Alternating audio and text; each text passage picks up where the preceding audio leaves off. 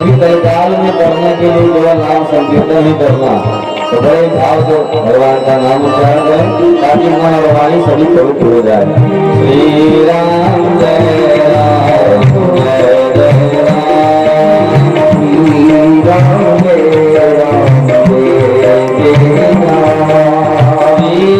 राम जय राम जय जय राम, श्री राम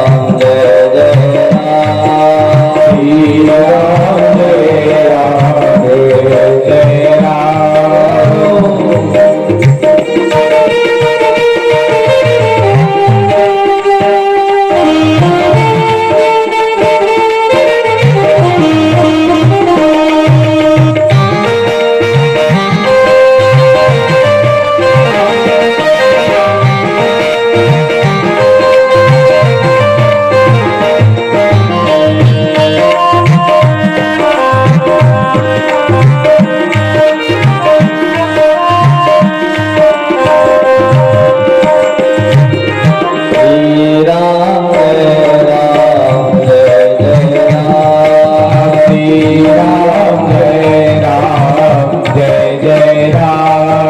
राम,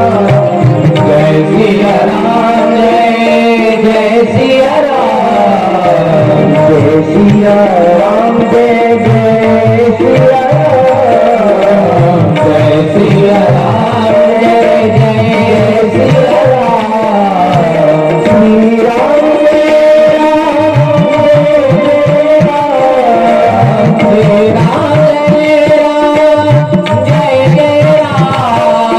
राम जय राम जय जय राम, श्री राम जय राम जय जय राम, श्री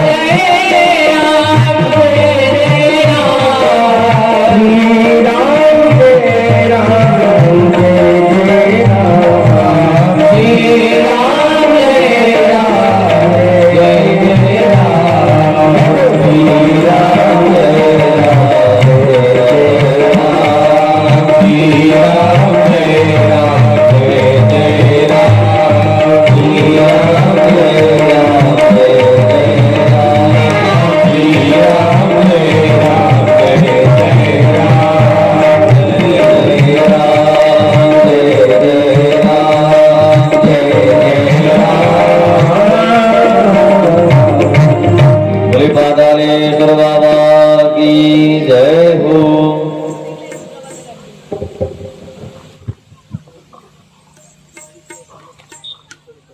भगवान उमा महेश्वर की चरणों में हम सभी की अनुरक्ति हो और भगवान पातालेश्वर की कृपा हम सभी को प्राप्त हो। यही मन में भावना बनाकर दत्त चित्त होकर भगवान की कथा को श्रवण करें, क्योंकि कथा से ही हमारा कल्याण होना है। कल हमने सूत जी और सौनक जी का संवाद श्रवण किया।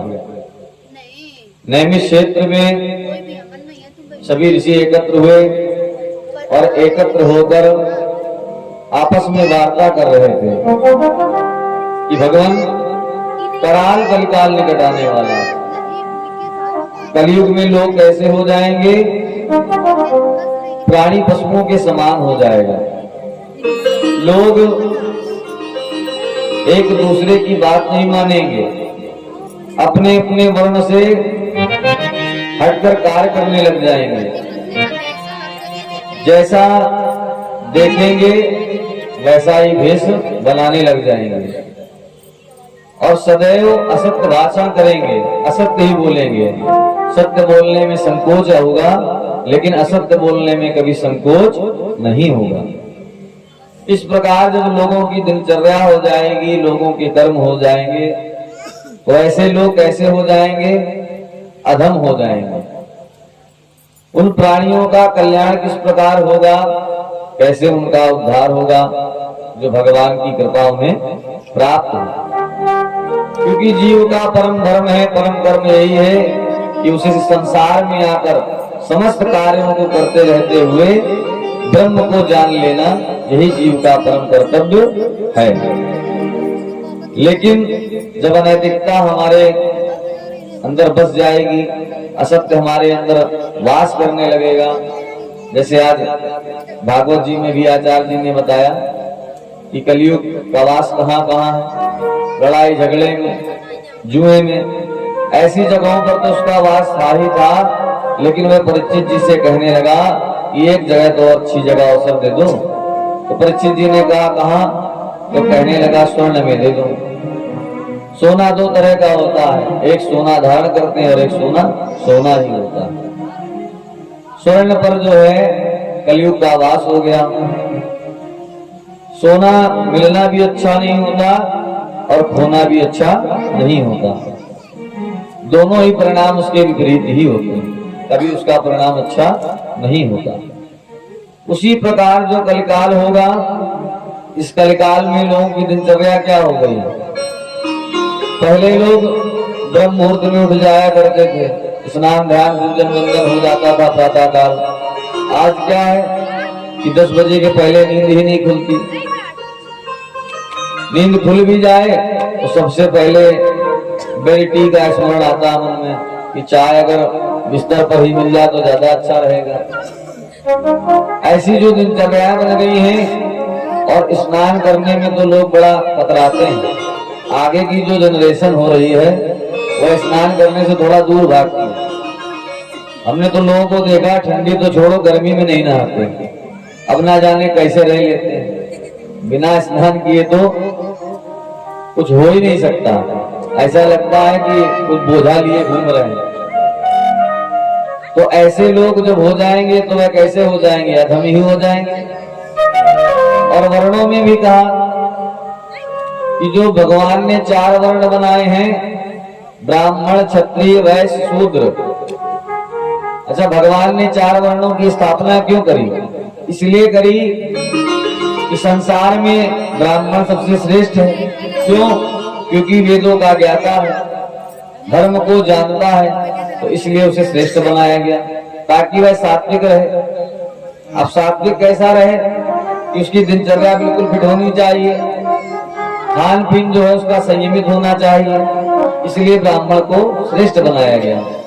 लेकिन कलिकाल में क्या हो गया, ब्राह्मण अपने कर्मों से ही विहीन होता चला जा रहा है। जैसे कि अब कोई माता पिता ये नहीं चाहते कि हमारा पुत्र गुरुकुल में जाकर वेदों का अध्ययन करे। क्या चाहते हैं? डॉक्टर बन जाए, वकील बन जाए। अब भाई, जो भगवान ने जिस कर्म के लिए जिसको पैदा किया है, उसका कर्म और उसका पथ अगर आप बदल दोगे तो क्या होगा? वह अनैतिकता की ओर तो जाएगा जाएगा, और कहाँ जाएगा।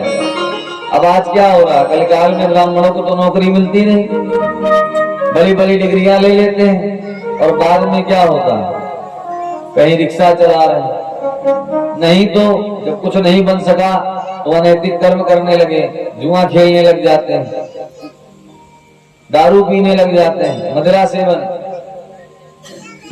कलिकाल में जो प्राणी हैं वह अपने अपने वर्णों के जो कर्म हैं उन्हें त्याग देंगे, और जब उन्हें अपने वर्ण के कर्म त्याग देंगे तो क्या होंगे, ऐसे प्राणी ही पतित हो जाएंगे। जैसे कि क्षत्रिय का धर्म है विप्र, गाय, धर्म और वेदों की रक्षा करना, यह क्षत्रिय का परम कर्तव्य है, और यही पुरातन काल से करते चले आए।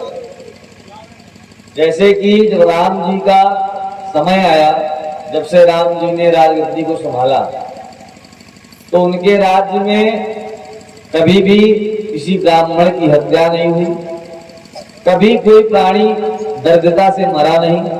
अर्थात जब तक प्रभु श्री राम ने राज्य किया तब तक उनके राज्य में किसी व्यक्ति की मृत्यु नहीं हुई। जब भगवान गए हैं बैकुंठ तभी सब लोग उनके साथ बैकुंठ गए, नहीं तो उनके राज्य में कभी कोई दुखी नहीं हुआ। अब इसमें दुखी कब हुए, तो दुखी केवल एक समय ही हुए जब भगवान को वनवास जाना पड़ा, तब सारी प्रजा दुखी हुई, क्योंकि प्रभु से विमोह हो रहा था, प्रभु दूर जा रहे थे। इस बात का जो उन्हें भय था, डर था, उसके कारण ही वह लोग दुखी हुए, नहीं तो कभी राम जी के राज्य में कोई दुखी नहीं हुआ।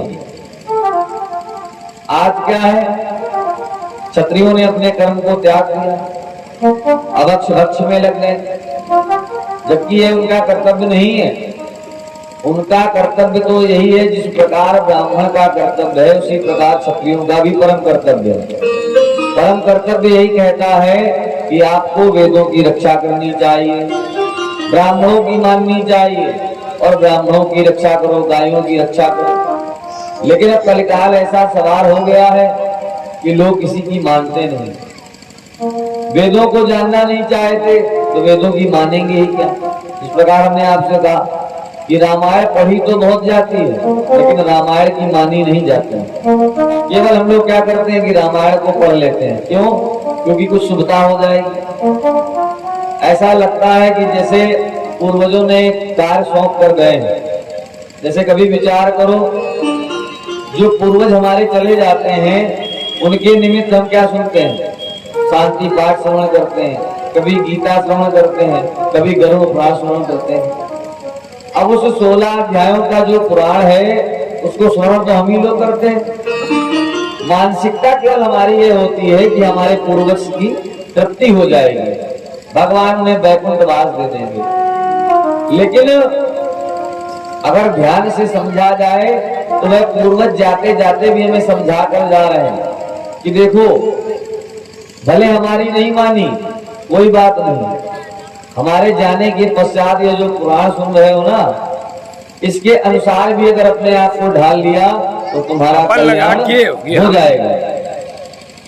लेकिन हम क्या सोचते हैं कि गरुड़ पुराण उनके लिए ही है तो मत बैठ कर सुन लो, उसके बाद सब कुछ राधे राधे, यहाँ से सुना और वहां से निकाल दिया। ऐसा नहीं करना चाहिए। आज कल्याण इसीलिए लोगों का नहीं हो रहा। परीक्षित जी 7 दिन में मोक्ष प्राप्त कर गए, लेकिन हम लोग कितनी भागवतें सुन चुके हैं, क्या मोक्ष हुआ? हुआ ही नहीं। उसका कारण, क्योंकि कथा में कभी मन लगा ही नहीं, भगवान में आसक्ति बनी नहीं। आसक्ति किसमें रही? इस नश्वर संसार में बनी रही, जहां सब कुछ एक ना एक दिन छूट जाना है।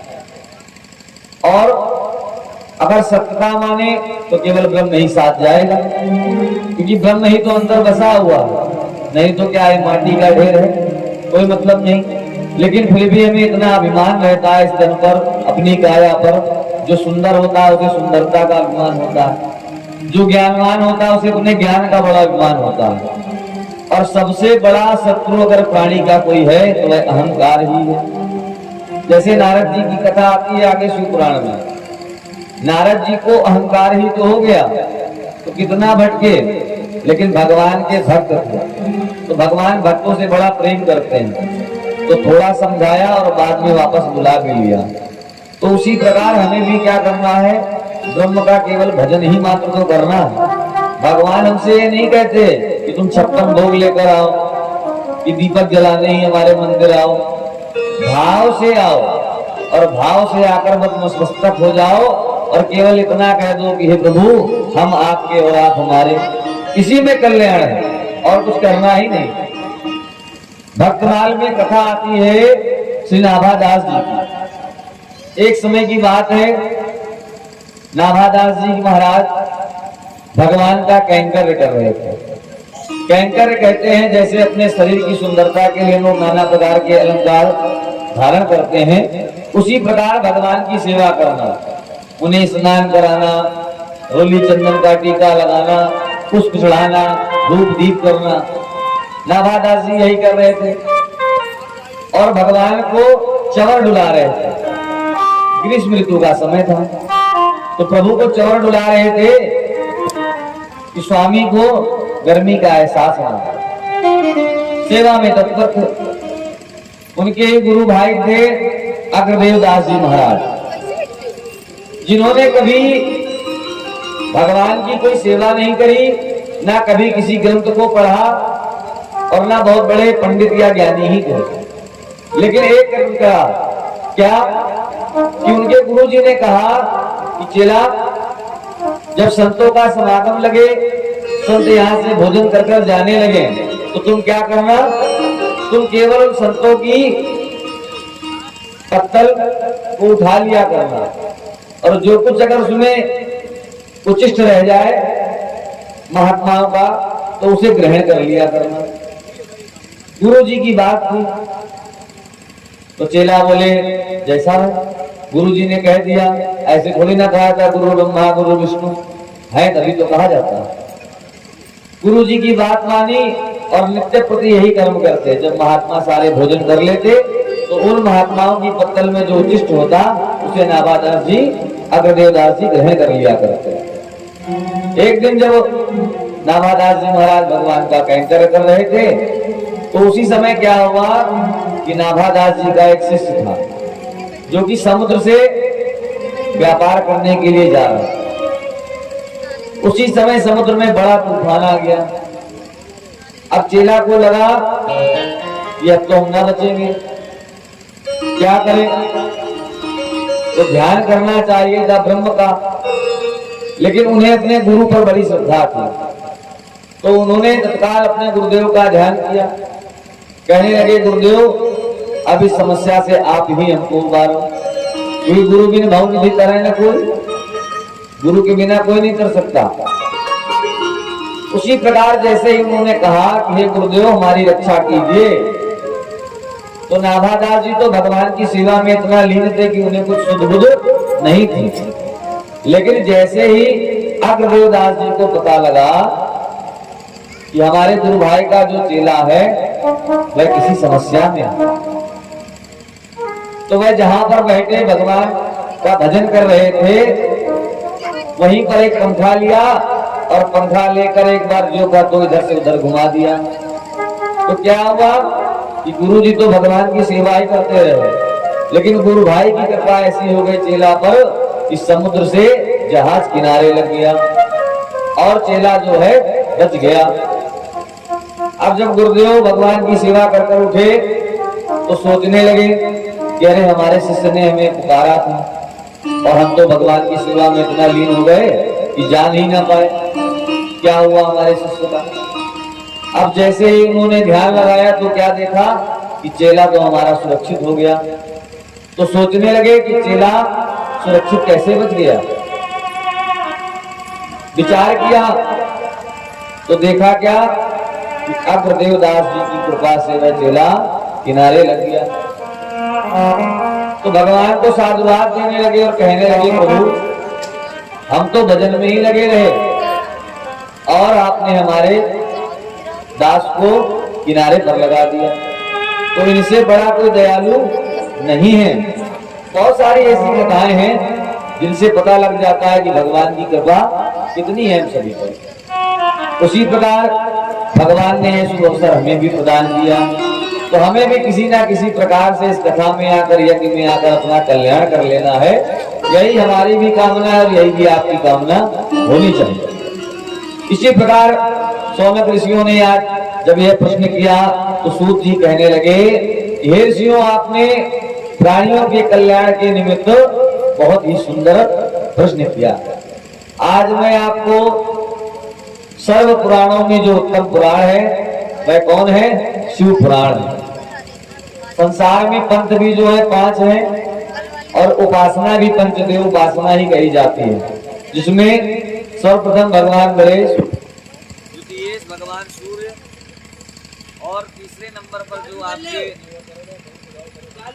इष्ट देवता हो उनकी उपासना होती है, और चौथे नंबर पर अग्निदेव की उपासना और 5वें नंबर पर भगवान नारायण की उपासना की जाती है। पंचदेव उपासना का यही क्रम है। उसमें जो भी आपके इष्ट हो, मध्य में आप अपने इष्ट को रख लीजिए, और पंचदेव उपासना करना प्रत्येक प्राणी का कर्म है। जो लोग पंचदेव उपासना नित्य नैमित्तिक कर्मों में नहीं करते, उन्हें अपने किए गए सत्कर्मों का फल प्राप्त नहीं होता। तो इसीलिए सदैव प्रातः काल स्नान वंदन करने के पश्चात पंचदेव उपासना हर प्राणी को अवश्य करनी चाहिए। ना कुछ कर सको तो भगवान गणेश जी का नाम ले लो, भगवान सूर्य को अर्घ दे दो। उसके बाद जो इष्ट हो, नारायण, शिव जी, दुर्गा मैया, उनकी उपासना कर लो। उसके पश्चात फिर जैसे मान लो शिव जी आपके उपासक हो गए तो नारायण का नाम ले लिया, देवी जी हो गई तो शिव का नाम ले लिया। ऐसे कर कर चौथे नंबर पर उनमें ले आओ, और लास्ट में केवल क्या है? अग्निदेव भगवान। अर्थात नहीं होम कर सकते हो तो भगवान को धूप और दीप प्रदान कर दो। ये पंचदेव उपासना आपकी पूर्ण हो जाएगी और जिससे हमारा कल्याण हो जाएगा। उसी प्रकार ऋषियों से कहने लगे कि हे ऋषियों, आप धन्य हैं जो आपके मन में पुराणों को सुनने की चेष्टा बनी रहती है। सदैव आप लोगों का जो आगमन होता है तो किसी ना किसी कल्याण के निमित्त ही होता है। तो आज मैं आपको समस्त पुराणों में जो उत्तम पुराण है वह शिव पुराण है, जो कि कलिकाल काल व्याल महात्रास, अर्थात काल रूपी जो कलिकाल रूपी सर्प है उससे भी जो आपको निकाल ले, ऐसा शिव पुराण है। अब शिव पुराण सबसे उत्तम पुराण है, ऐसा व्यास जी ही कह रहे हैं। क्यों? क्योंकि भगवान हर कौन है? प्रलय करता तो भगवान शिव ही है। अच्छा, सत्वगुणी भगवान नारायण कहे जाते हैं, लेकिन अंतःकरण से रजोगुणी है। उसी प्रकार भगवान शिव को कहा जाता है तमोगुणी, जो प्रलय करता है लेकिन अंदर से सत्वगुण को धारण करते हैं। क्यों? क्योंकि भगवान नारायण के हृदय में विराजमान रहते हैं। तो इसीलिए भगवान सत्वगुणी हो जाते हैं, लेकिन बाहर से कैसे हैं? लगता है कि तामस, अर्थात मैंने तो भोला नहीं कि कामदेव को भस्म कर दिया तो लोग भय खाते हैं, लेकिन अंदर से बड़े भोले वाले, तभी उन्हें भोलेनाथ भी कहा जाता है। उसी प्रकार ऋषियों ने कहा कि हे प्रभु, ये शिव पुराण कैसा पुराण है? अर्थात हमने भागवत जी में तो सुना है 12 स्कंध है, कितने हजार श्लोक है, 24,000 श्लोक है। इस शिव पुराण में कितनी संहिताएं हैं, कितने अध्याय हैं?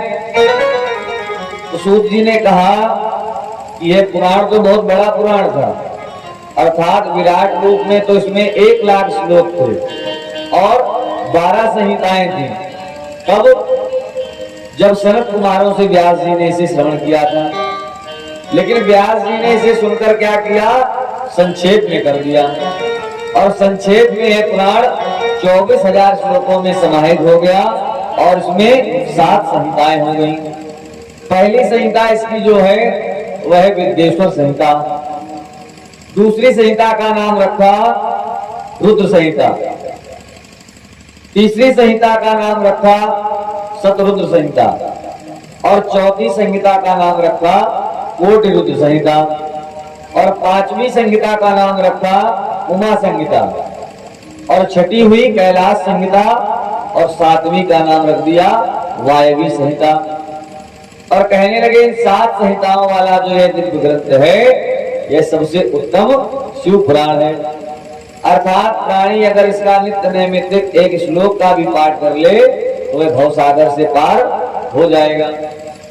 और संसार में जितने भी पुराण बने, ये स्वयं उन पुराणों में भगवान अपने वाङ्मय स्वरूप में विद्यमान सदैव रहते हैं। जैसे भागवत जी में भगवान कृष्ण विद्यमान रहते हैं, उसी प्रकार जिस घर में शिव पुराण हो तो वहां पर यह मत सोचिए कि केवल यह श्लोकबद्ध होकर संस्कृत में लिखा हुआ पुराण ही है। भावना ये बना लेनी चाहिए कि भगवान शिव हमारे घर पर विराजमान है। अर्थात धूप दिखा रहे हैं तो किनको? भगवान शिव को ही दिखा रहे हैं, तो भी आपका कल्याण हो जाएगा। अर्थात जो प्राणी पढ़ने में सक्षम ना हो, वह अगर केवल नित्य नैमित्तिक कर्म से भगवान के पुराण का पूजन करे तो भी उसका कल्याण हो जाएगा। ऋषियों ने कहा प्रभु ऐसा क्या है इस पुराण में? हमने तो बहुत सारे पुराण सुने, इस पुराण की विशेषता क्या है? तो सूत जी कहने लगे ऋषियों, इस पुराण को श्रवण कर लेने मात्र से क्या है? भगवान शिव कौन है? कालों के काल महाकाल। अर्थात जो प्राणी शिव पुराण को श्रवण कर ले, भगवान शिव की पूजा कर ले, शिव जी को नतमस्तक हो जावे, उसे कभी अकाल सताता नहीं। अर्थात कभी उस प्राणी की अकाल मृत्यु नहीं होती। ये ऐसा उत्तम शिव पुराण। ऋषि कहने लगे प्रभु हमारे भाग्य तो धन्य हो गए, और अब हमारी लालसा जो है इस पुराण को सुनने के लिए बढ़ रही है। अब कृपा आप ऐसा करें कि इस पुराण को श्रवण कराइए। तो किसी भी पुराण को जब श्रवण करते हैं तो सर्वप्रथम महात्म्य की कथा आती है। अतः संसार में चाहे जितने पुराण उठा लो, उन पुराणों में महात्मा का जब समय आता है तो सर्वप्रथम कथा ब्राह्मणों की ही आती है। अब अगर ऐसा सोचा जाए कि ब्राह्मणों की ही महात्मा में कथा क्यों आती है, क्यों इतना दीनहीन दिखा देते हैं ब्राह्मणों को, तो उसका कारण यह है कि भगवान मानो प्राणी को दर्शाना चाहते हैं। भाई किसी व्यक्ति को समस्या तब होगी जब वह किसी अपने प्रिय से दूर हो जाए। जैसे कि जिस जीव का जन्म हुआ हो और उसके माता पिता अगर उसका पालन पोषण न कर पावे तो उस जीव का किस प्रकार पालन पोषण होगा, समझो, बड़ी समस्या होगी। उसी प्रकार ब्रह्म का जो सबसे प्रिय जीव है वह कौन है? ब्राह्मण। और जब ब्राह्मण ही अपने कर्मों से विहीन हो जाता है तो उसके यहाँ क्या निवास करने लगता है? दरिद्रता निवास करने लग जाती है। और जो ब्राह्मण सदैव पूजनीय वंदनीय होता है वही ब्राह्मण निंदक हो जाता है, अर्थात पतित हो जाता है। उसकी लोग पूजा भी नहीं करते, और ऐसे पतितों का दर्शन भी जो है कल्याणकारी नहीं होता, ये शास्त्र कहता है। तो उसी प्रकार महात्म्य में ब्राह्मणों की कथा श्रवण कराकर मानो पुराण हमें यह दर्शाना चाहता है कि जो जीव भगवान को सबसे ज्यादा प्रिय है, जब वह अपने पद से हट जाता है तो उस पर भी भगवान की कृपा नहीं रहती और वह भी दर दर भटकता है। तो अन्यत्र जितने भी प्राणी हैं उनकी तो बात ही क्या करना। तो इसलिए मानो भगवान हमें दर्शा रहे हैं कि कभी भी अपने पद से हटना नहीं चाहिए। जो पद आपको दिया गया है उस पद पर सदैव चलते रहना चाहिए। ऋषियों ने कहा प्रभु महात्मा में कोई एक ऐसी कथा श्रवण कराइए जिससे हमारी जिज्ञासा और बढ़ जाए।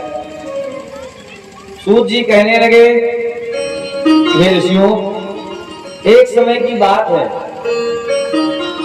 वास्कल नामक ग्राम था, जैसे हमारा एक ग्राम है करसा ग्राम, उसी प्रकार समुद्र के तटवर्ती प्रदेश में एक वास्कल नामक ग्राम था। जहां के लोग कैसे थे? सब लोग जो थे वह नित्य नैमित्तिक कर्मों से विहीन। जिस प्रकार तुलसीदास जी ने लिखा कल काल में लोग कैसे हो गए, बोले अपनी मातृभाषा को त्याग दिया, अंग्रेजी पढ़ने लगे और पढ़कर क्या अपने माता पिता को ही सिखाने लगे। कहने लगे आपने जो त्याग किया वह कोई त्याग है क्या, आपने तो अपना कर्म किया। अरे भाई तुम्हारे लिए माता पिता ने अपना पूरा जीवन जो है दान कर दिया तिनके के समान। माता पिता की भावना क्या होती है, यही भावना होती है कि हम भूखे सो जाएं लेकिन हमारी संतान कभी भूखी ना सो। अपने सुखों को त्याग कर वह हमारी रक्षा करते हैं, हमारे सुखों की उपभोक्ता को बढ़ाते हैं, हमारे लिए तो कर रहे हैं। पिता को श्रेष्ठ कहा जाता है क्योंकि वह अपने सुखों को छोड़कर अपनी संतान के सुखों की चिंता करता है। और माता इतनी ममता लुटाती है कि उस ममता से ही हमारा पालन पोषण हो जाता है। उसी प्रकार कल काल में जो प्राणी उत्पन्न हुए तो कहने लगे भगवंत कथा न रुचेगी जिन्हें, और नहीं शास्त्र की बात पे ध्यान धरेंगे। और पढ़ के अंग्रेजी कहाएंगे साहब, होटल में मद मदिरा पान करेंगे। अर्थात कलकाल में जो प्राणी होंगे भगवान की कथा में कोई रुचि नहीं होगी। और ऐसा समय होगा आप लोग बैठे कथा श्रवण कर रहे हैं, कुछ लोग मिलेंगे जब यहाँ से जाओगे तो कहेंगे क्या सुन लिया, क्या हो गया, यहाँ रहते तो इतना आनंद हमने लिया, तुम भी लेते, चले गए वहां, उनका तो काम है आए हैं कथा करेंगे। ये बात भी सत्य है भाई, काम तो हमारा है ही है, लेकिन हमारा काम ऐसा है कि अगर एक व्यक्ति भी एक जीव भी अगर भगवान की सेवा में लग गया तो हमारा तो कल्याण होगा ही होगा और आपका भी हो जाएगा। तो हमारा काम तो सिर्फ इतना ही है भाई, लोग आपको वहां लगाएंगे जहां से एक दिन जाना ही जाना है, और हम वहां लगाएंगे जहां से आए थे वहीं पर जाना भी है। तो उससे बढ़िया है इधर उधर ना भटक कर वहीं की राह पर लग जाओ जहां जाना है। क्योंकि जब जाओगे तो धर्मराज पूछेंगे तो जरूर कि भाई गए माँ के गर्भ में जब संतान होती है तो ब्रह्म से क्या कहती है, यही तो कहती है कि प्रभु इस नरक से निकाल दो। और जैसे ही मैं धरा पर जाऊंगा तो क्या करूंगा, आपकी प्रकृति की रक्षा करूंगा। अर्थात जो आपने सौंदर्य प्रकृति बनाई है, पेड़ पौधे जल धरती, इन सब की रक्षा करूंगा।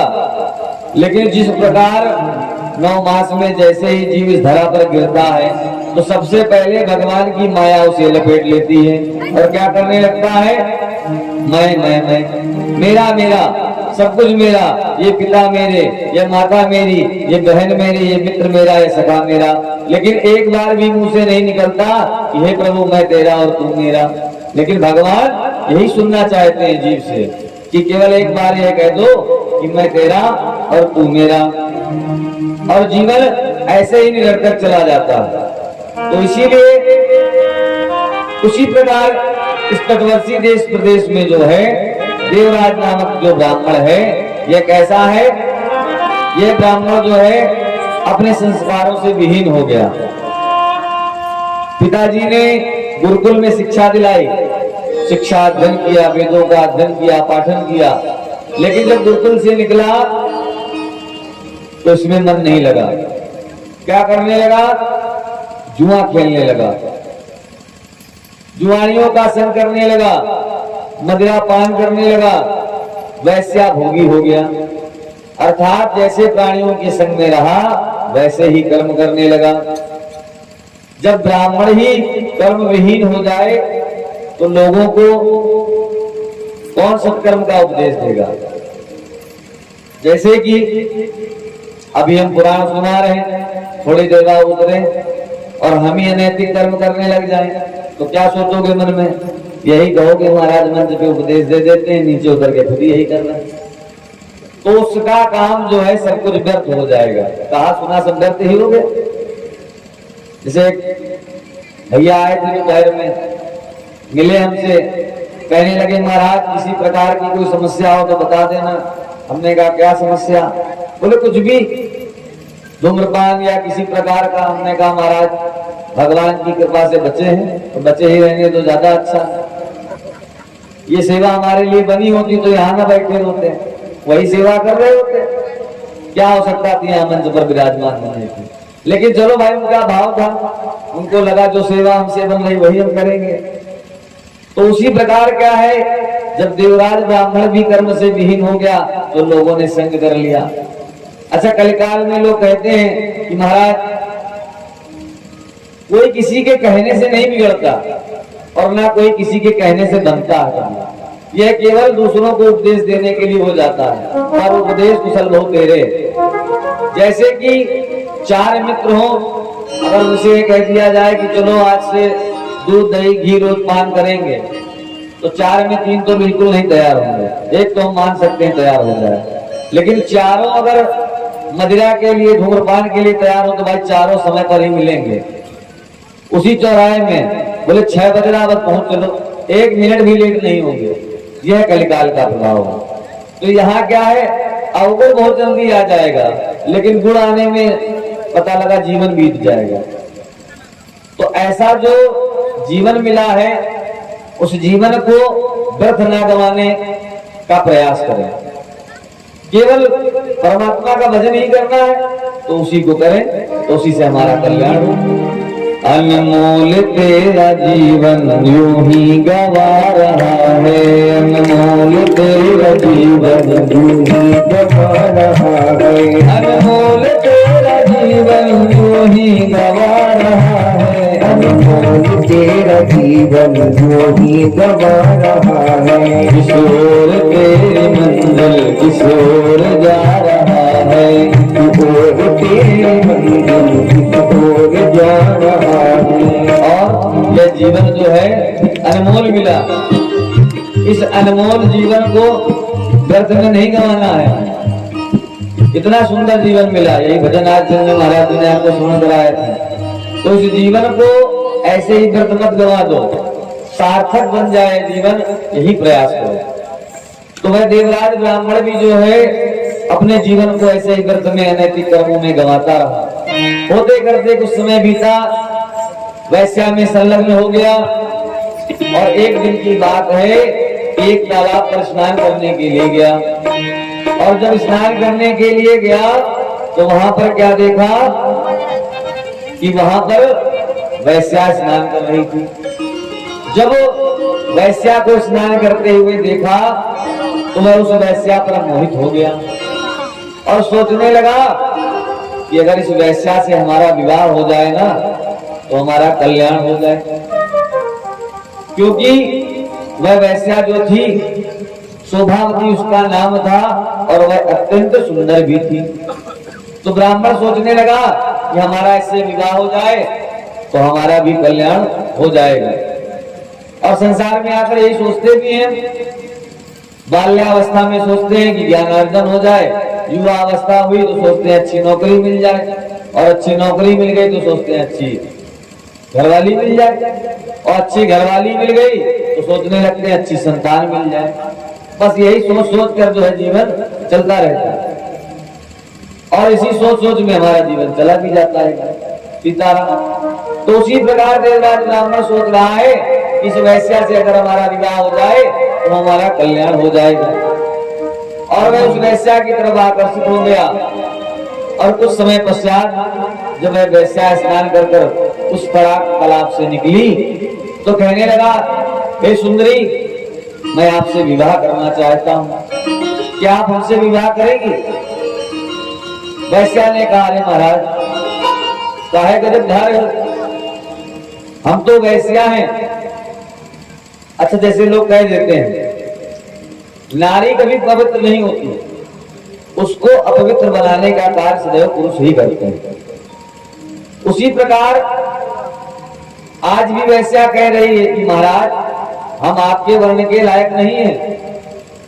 अगर हमें आपके साथ ही विहार करना होता, आपको ही वर्ण करना होता, तो भगवान हमें ब्राह्मण कुल में ही उत्पन्न करते। वह कहने लगी आप हमसे विवाह मत कीजिए। लेकिन ब्राह्मण उसके यौवन पर ललायत हो गए और ललायत होकर सोचने लगे कि इनसे हमारा विवाह हो जाएगा तो हमारा कल्याण हो जाएगा। कहने लगे अरे तुम इसकी चिंता मत करो कि समाज क्या कहेगा, लोग क्या कहेंगे, बोले हम सब देख लेंगे, तुम केवल हमसे विवाह कर लो। भाई जब पंडित जी नहीं माने तो भाई वैश्या से उनका विवाह हो गया। अब अभी तक अपने कर्मों से ही विहीन हुए थे, अब वर्ण से भी विहीन हो गए। जैसा कलिकाल में भी चलता है, लोग कहते हैं ब्राह्मण के लोगों ने क्षत्रियों से विवाह कर लिया। वर्ण का बड़ा प्रभाव। महाराज गादी के पुत्र थे कौन? विश्वामित्र जी। और केवल कर्म इतना ही तो हुआ था कि जो उनकी माता जी थी उन्होंने अपनी पुत्री का फल ही तो बदल लिया था। क्यों?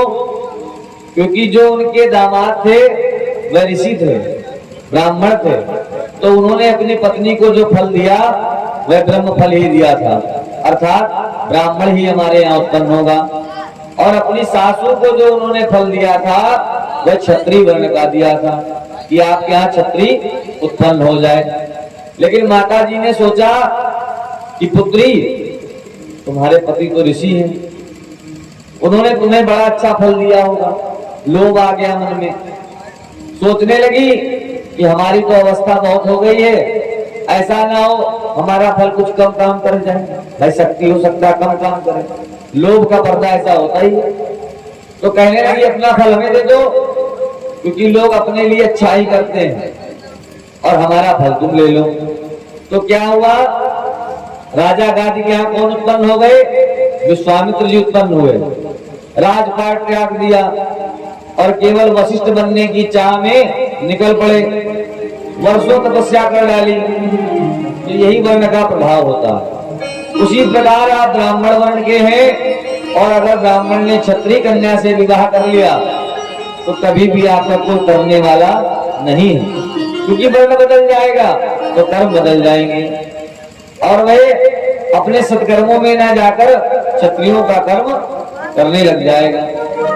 उसी प्रकार के बाद ब्राह्मण ने वैश्या से विवाह कर लिया तो मति भ्रष्ट हो गई। असत कर्मों में लीन थे ही और असत कर्मों में लग गए। होते करते कुछ समय बीता। एक दिन प्रतिष्ठानपुर नगर में गए। जब उस नगर में गए तो वहां पर जाकर देवराज ब्राह्मण को ज्वर सताने लगा। ज्वर माने बुखार आ गया। अब वह बुखार से इतना पीड़ित हो गए कि ज्वर में वहीं लेटे थे, पीड़ा के कारण उठा भी नहीं जा रहा था। शिवरात्रि का समय आ गया तो ब्राह्मण उस दिन उन्हें कुछ भिक्षा भी नहीं मिली, क्योंकि अभी तक तो बैठ जाते थे मंदिर के पास तो कुछ ना कुछ भिक्षा में मिल जाता था। लेकिन बुखार इतना प्रचंड हुआ कि उठने लायक भी ना रहे। उस पीड़ा में वहां पर विराजमान लेटे रहे। शिवरात्रि के दिन काफी सारे भक्त आए, शिवालय में भगवान की पूजा करी। पूजा कर भगवान को दीपदान किया और वहीं पर ब्राह्मण देवता को बुलाकर शिव पुराण की कथा श्रवण करने लगे। शिव पुराण की कथा आरंभ हुई शिवरात्रि के समय से, और मास में एक शिवरात्रि पड़ती है कृष्ण पक्ष की त्रयोदशी को। उसी प्रकार जब दूसरा कृष्ण पक्ष आया तब तक कथा चलती रही और ज्वर में पड़े पड़े ब्राह्मण जो है शिव पुराण सुनते गए। सुनते सुनते जब अगली शिवरात्रि आई तो इधर व्यास जी का जाना होना था, उससे पहले ही जो है देवराज ब्राह्मण परलोक सिधार गए। गोविंद नाम सत्य हो गया।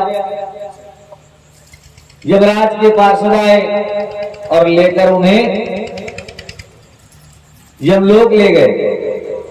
और जैसे ही यमलोक के द्वार पर पहुंचे तो क्या देखते हैं कि भस्म धारण किए हुए, रुद्राक्ष धारण किए हुए भगवान शिव के पार्षद आ गए और जैसे ही शिव जी के पार्षदों को आते देखा तो भयचकित हो गए, कंपन करने लग गए कि अरे आज इनका आगमन कैसे हो गया यमलोक में।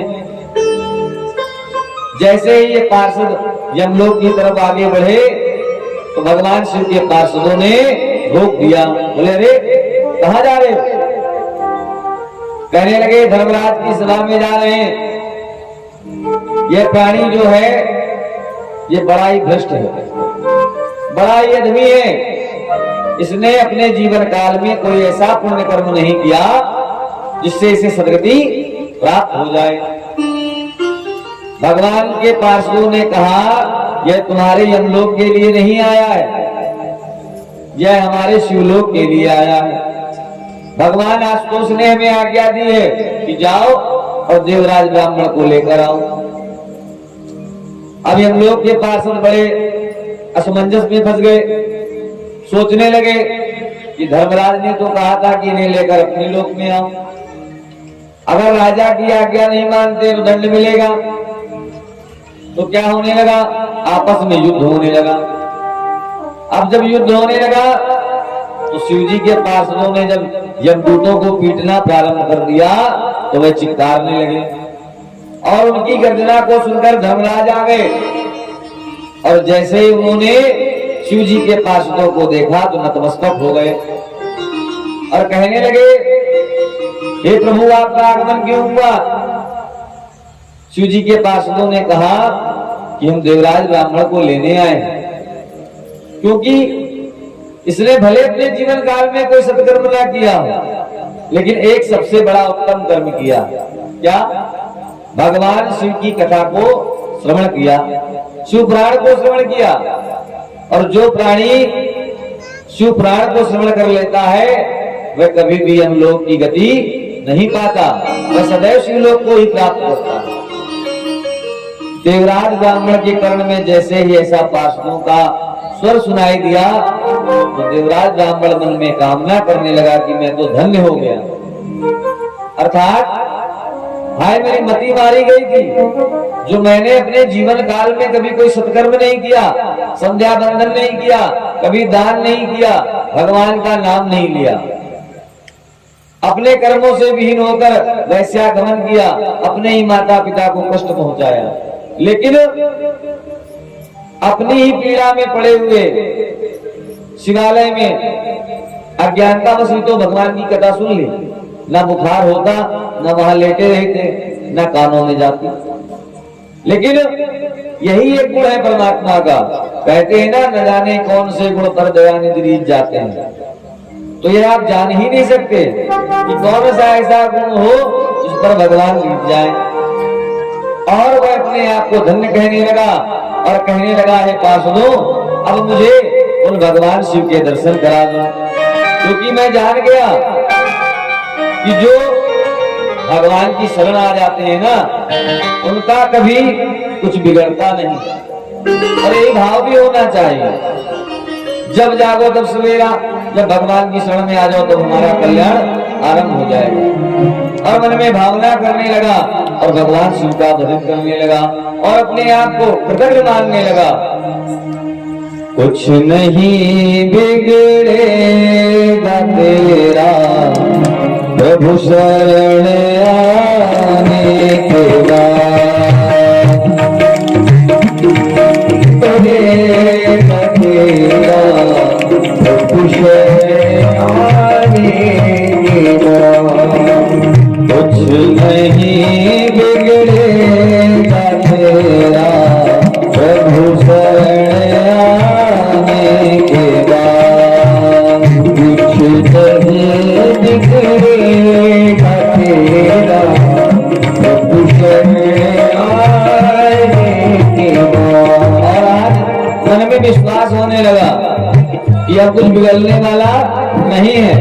क्यों? जब जड़ में रहकर भगवान की कथा सुनी तो भगवान आशुतोष इतने दयाल हो गए कि हमें अपना लोक प्रदान कर रहे हैं।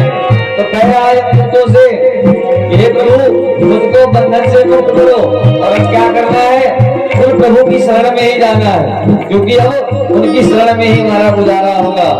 और कह रहा है कि अब कुछ बिगड़ने वाला नहीं है, जो कुछ बिगड़ना था वो बिगड़ गया। क्यों? जब तक संसार में रुचि थी तब तक सब बिगड़ा ही। अब परमात्मा में लग गई तो समझ जाओ कि कुछ बिगड़ने वाला नहीं है, जो होगा सब अच्छा ही होगा। कुछ नहीं बिगड़ेगा तेरा प्रभु शरण आने के बाद। कुछ नहीं बिगड़ेगा तेरा प्रभु शरण आने के बाद। हर खुशी मिल जाएगी तुझे, हर खुशी मिल जाएगी कब्रों में रुक जाने के बाद। कुछ नहीं बिगड़ेगा तेरा प्रभु शरण आने के बाद।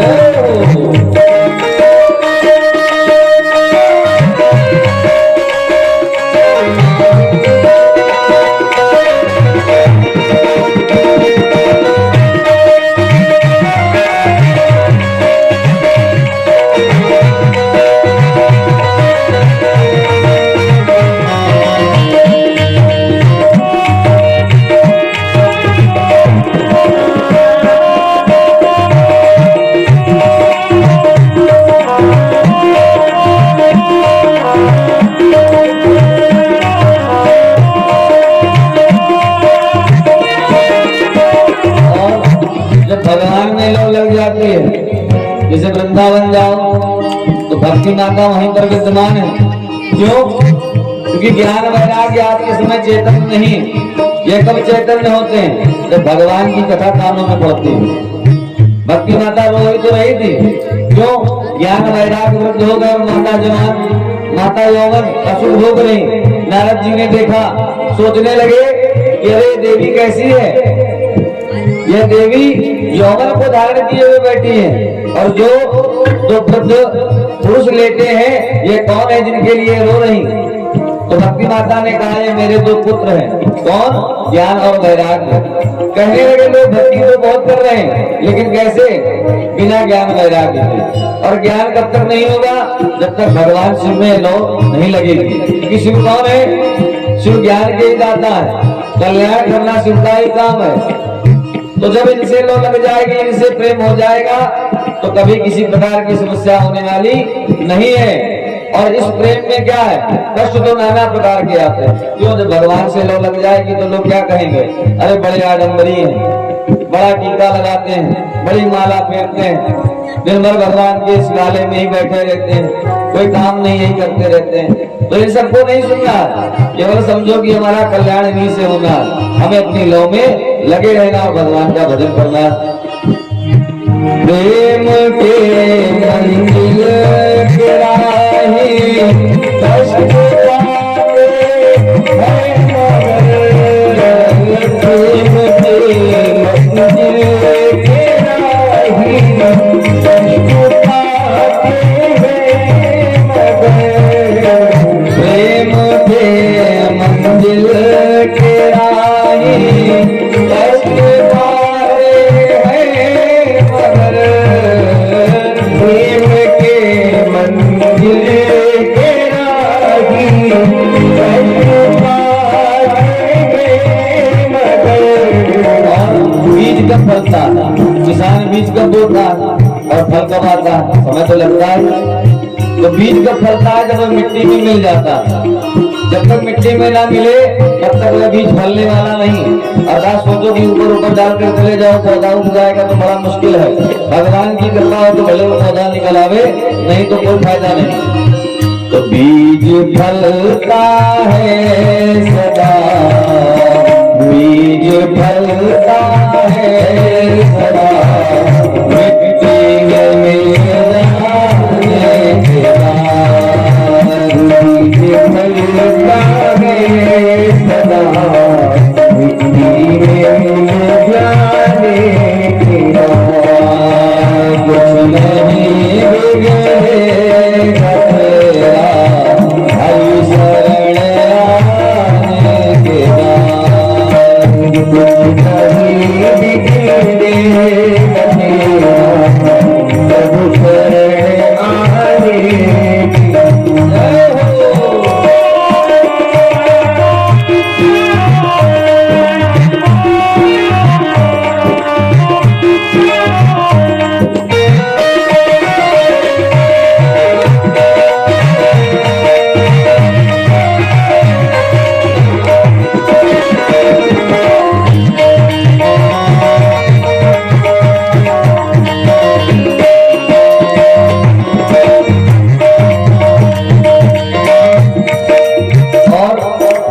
कभी भी दुख का समय आए, जैसे सुख और दुख दो पहलू हैं।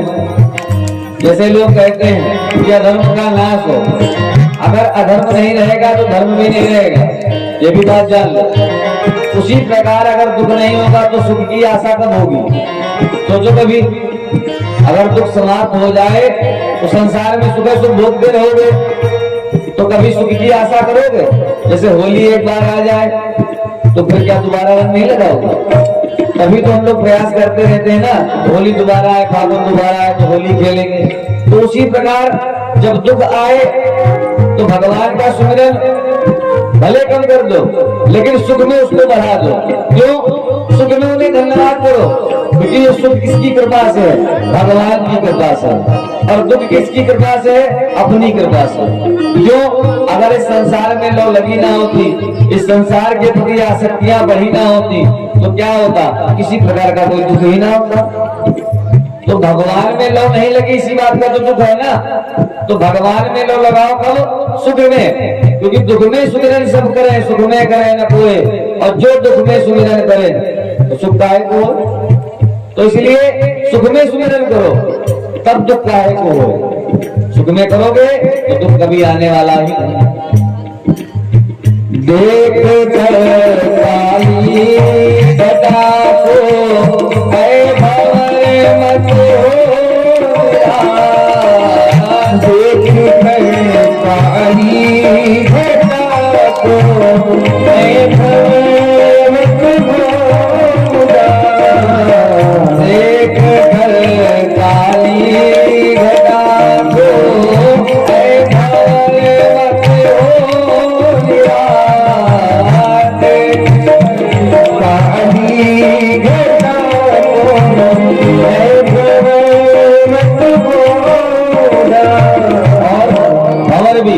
जब काली घटा देखता है तो क्या सोचता है? ये कलियां बंद हो जाएंगी, न जाने कब प्रभु की कृपा होगी तब खिलेंगी। लेकिन वह भौरा फिर भी पुष्पों पर मंडराता ही रहता है, अपना कर्म नहीं भूलता। उसी प्रकार हम इस भंवर में जो मंडरा रहे हैं, मंडराते रहो, लेकिन भगवान का चिंतन न छोड़ो। तो बस उसी भंवरे की तरह अगर घूमते रहोगे तो क्या होगा?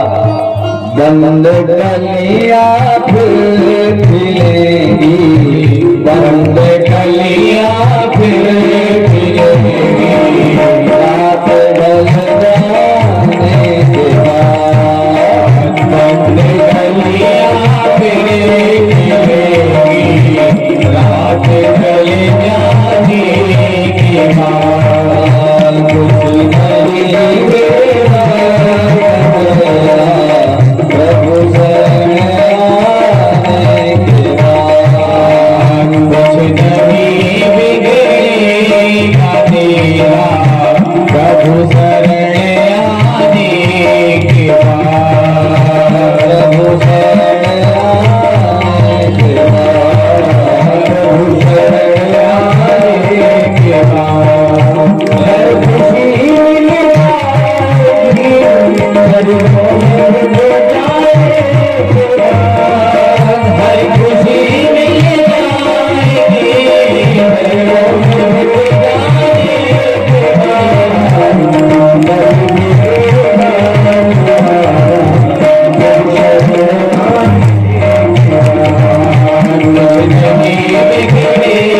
तेरा, प्रभु शरण आने के बाद, प्रभु शरण आने के बाद, प्रभु शरण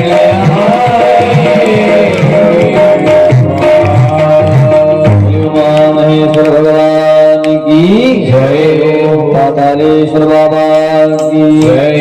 और इस प्रकार उस ब्राह्मण का कल्याण हो गया और शिव जी के पार्षदों ने जब उसे ले जाकर भगवान शिव के सामने खड़ा किया तो प्रसन्न हो गया और कहने लगा, प्रभु सत्य कहते हैं वेद और शास्त्र कि आप दयानिधि हैं, आपने हम पर करुणा कर दी, हमारा कल्याण हो गया। भगवान ने उसे अपने शिवलोक को प्रदान किया। ऋषियों ने कहा, महाराज बड़ी सुंदर कथा श्रवण कराई, बड़ा आनंद आया, लेकिन कलिकाल में जो प्राणी होंगे वे कैसे होंगे? प्रैक्टिकल वाले होंगे, अर्थात जो पुराण सुनेंगे तो सोचेंगे उस पुराण को सुनने से मिलेगा क्या। आज धर्म में सबकी रुचि है, अच्छी बात है, लेकिन धर्म के साथ मन में भाव यह जरूर रहता है कि यह पंडित जी ने पूजा बताई तो उसका फल क्या है। पहले वहां पर फल जरूर जुड़ा, यह नहीं सोचेंगे कि उस पुराण को, उस पूजन से हमारा कल्याण हो जाएगा। अगर यह भावना बना लो तो सर्वथा सब कुछ उचित हो जाएगा। लेकिन हमें आशा किस चीज की है कि पौधा भी लगाया तो फल की कामना करते हैं, और वही आसक्ति जो है एक दिन उस फल को भी नष्ट कर देती है, और उस फल का जो सत्कर्म होता है उसको भी नष्ट कर देती है। उसी प्रकार ऋषियों ने कहा कि प्रभाता की जो कथा है उसमें लोगों की लव लग जाए, इसके लिए कोई ऐसी दिव्य कथा और श्रवण कराइए, क्योंकि हो सकता है रानी सोचे ब्राह्मण का तो कर्म ही है काम करना, आपने पंडित जी की कथा श्रवण करा दी। होंगे कोई पंडित जी नहीं सही से रहे, हम तो अपने हिसाब से करते हैं काम। जैसे कुछ लोग सोचते हैं 99 धर्म कर दो और एक सत्कर्म कर दिया तो बोले सब माफ भगवान सब बैलेंस। ऐसा कुछ बैलेंस नहीं होता। जिस प्रकार बिना रोटी के भूख नहीं मिट जाती, चाहे जितना बिस्कुट नमकीन खा लो, उसी प्रकार बिना धर्म के कभी सत्कर्म आगे नहीं बढ़ने वाला। 99 अधर्म करोगे तो 99 अधर्म भोगोगे। एक सत्कर्म मिला है तो एक सत्कर्म का पुण्य भी भोगोगे। अच्छा, प्राणियों में ये भी होता है, कुछ लोग भगवान के आगे नतमस्तक भी नहीं होते फिर भी संपन्न होते हैं। तो सोचते क्या है कि महाराज ये तो कभी भगवान को छूते भी नहीं, दंडवत करने भी नहीं जाते। कोई संत ब्राह्मण आ जाए तो उनका सम्मान भी नहीं करते। तो इसमें कहा यह जाता है कि जैसे यह युग मिला, अर्थात इस समय हम जीव बनकर आए, हम लोग भगवान की कथा श्रवण कर रहे हैं, तो मान लो अगला जब जन्म होगा तो हम भी उन्हीं की तरह होंगे। कैसे? सारे सुख ऐश्वर्य प्राप्त हो जाएंगे, क्योंकि इस युग में हमने धर्म किया। आगे अगर भगवान ने जीव ही बनाया या जो भी बनाया तो उसमें सुख का उपभोग ही करेंगे। अर्थात अगर कोई प्राणी श्वान भी बना तो कहाँ का बनेगा? बोले अच्छे बंगले का बनेगा। सेठ जी का कुत्ता बिस्कुट चलाता है ना, जैसे, तो उसी प्रकार बनोगे जाकर, जैसा कर्म किया होगा। जिस भी योनि में जाओगे तो सुख ही भोगोगे, क्योंकि इस युग में हमने आकर भगवान की कथा सुनी, भगवान का पूजन किया। और अगर उस जन्म में इन्हीं क्या किया कि सत्कर्म किया, तो बोले इह लोक सुखी परलोक सुखी, अर्थात अगला लोक भी सुखी हो जाएगा। लेकिन अगर उस लोक में जाकर सुख में आकर सोचने लगे कि अब तो भगवान का भजन क्या करना, भगवान ने तो बनाई दिया टाटा बिरला अंबानी, तो क्या होगा? बोले अगला जब युग आएगा, जब उसमें जीव बनोगे जाकर, तो उससे भी बदतर हो जाओगे। अर्थात जो अभी बनकर आए हो ना, इससे भी खराब स्थिति हो जाएगी, क्योंकि मद और अहंकार में आकर गुण को ही भूल जाओगे। तो उसी प्रकार किसी को देखकर कभी मन में भावना ये नहीं सोचनी चाहिए कि वह इतने संपन्न है, वह इतने सत्कर्मी नहीं है, फिर भी सुखी है, तो हम भगवान का भजन क्यों करें? अरे भाई, वह अपने कर्मों से सुख भोग रहे हैं। आप ऐसे कर्म करो कि आपका भी जीवन सुखमय हो जाए। उसके लिए सत्कर्म करो, अच्छे कर्म करो, जिससे आपका पालन पोषण होता है। ऋषियों ने जब जिज्ञासा प्रकट करी तो सूत जी कहने लगे, महाराज आपको एक और आचार्य जी की कथा श्रवण कराते हैं। कौन?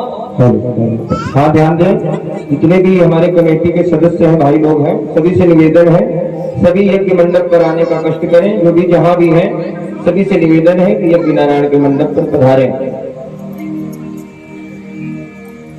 सूत जी कहने लगे, एक समय की बात है, गंगावर्त प्रदेश में एक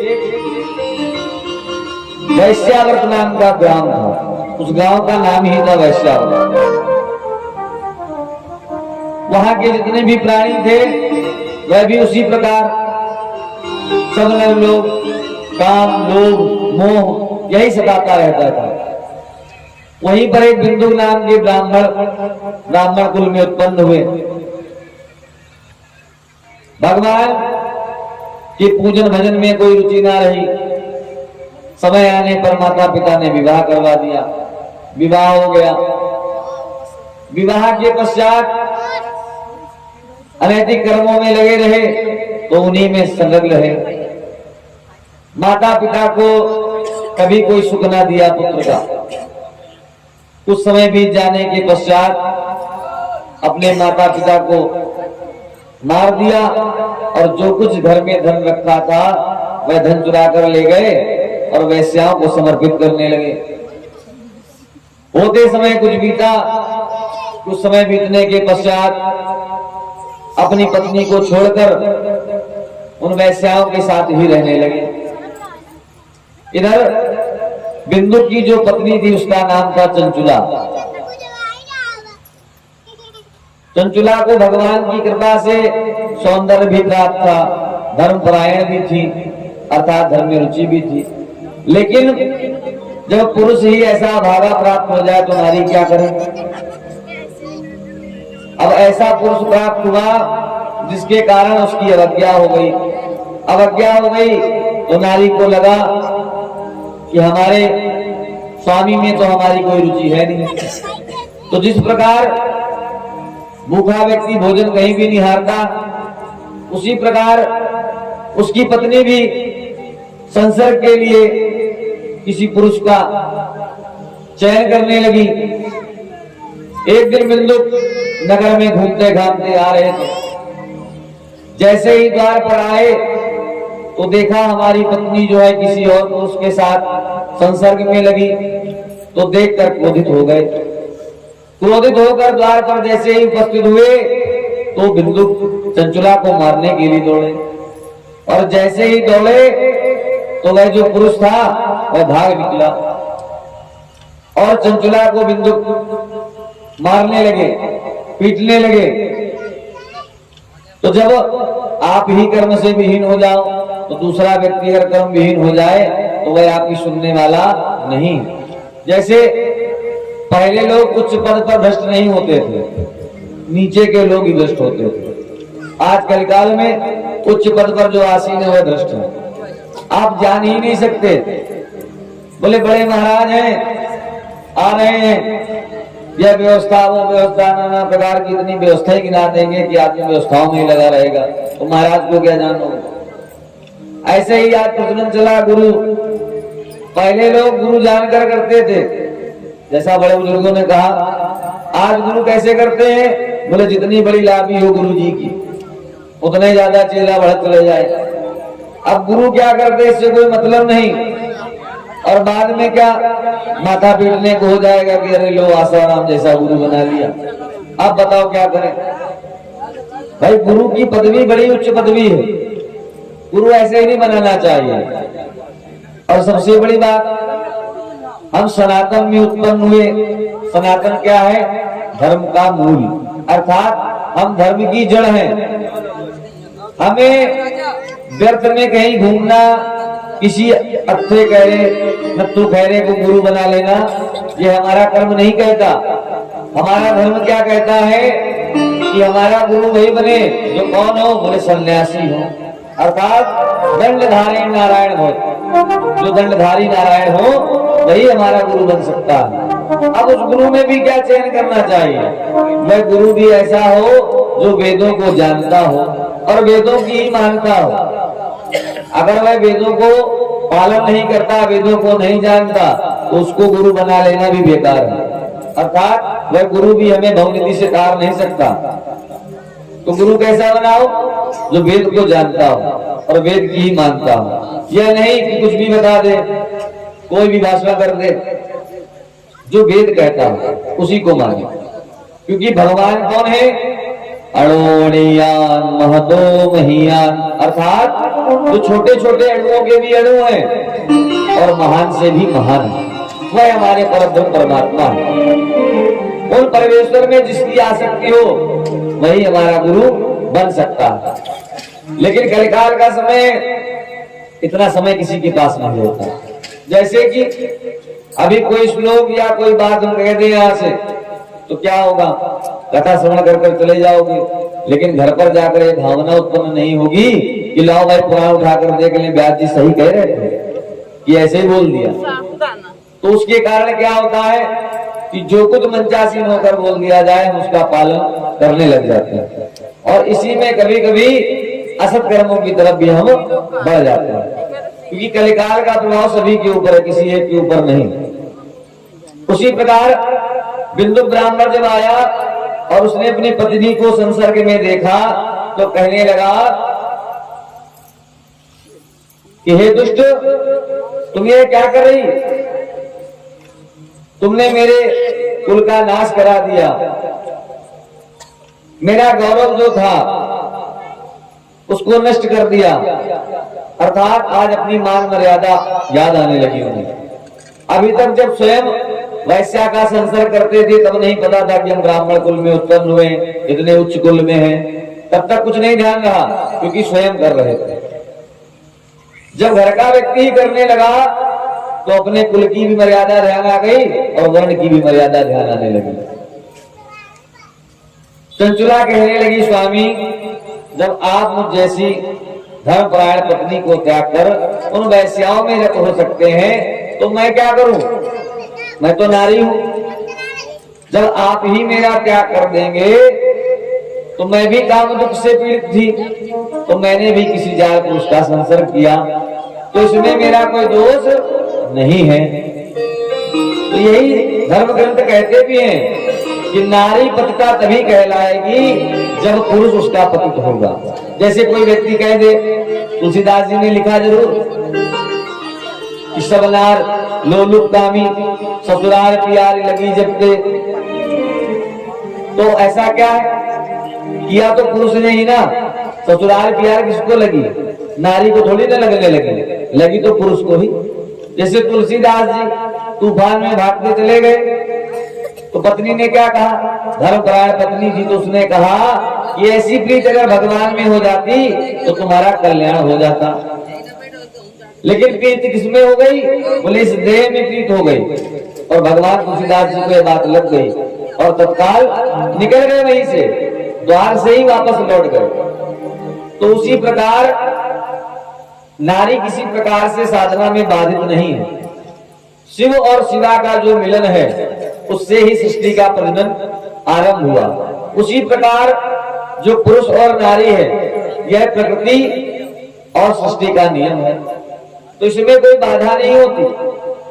लेकिन बिंदु महाराज बड़े ही प्रतापी महाराज, जब पत्नी ने निर्भयता पूर्वक ऐसे वचन कहे तो कहने लगे, सुनो हे देवी, अरे हम तुमसे मना नहीं करते कि तुम संसर्ग ना करो। अर्थात अब उसको पतिता बनाने में लग गए। कहने लगे, हमारी तरफ से पूर्ण छूट है, आप संसर्ग करो, लेकिन कैसे करो?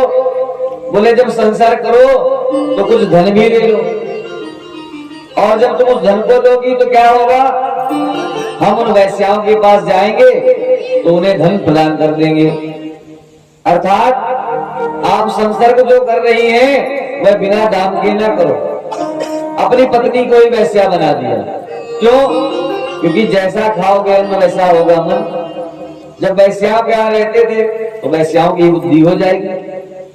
जैसे मंदिरालय के बाहर खड़े रहोगे तो मंदिरालय जैसी व्यवस्था हो जाएगी। मंदिर के आगे खड़े हो जाओगे तो धर्मवान हो जाओगे। उसी प्रकार आज अपनी पत्नी से कह रहे हैं कि मुझे कोई आपत्ति नहीं है, तुम नाना प्रकार के पुरुषों के साथ संसर्ग करो, लेकिन उनसे कुछ धन ले लिया करो। और कह रहे हैं, भवान प्रतिदिनम कामं रमते वैश्या कुदी मां विहाय स्वपत्नीं च युवतीं पतिसेविनी।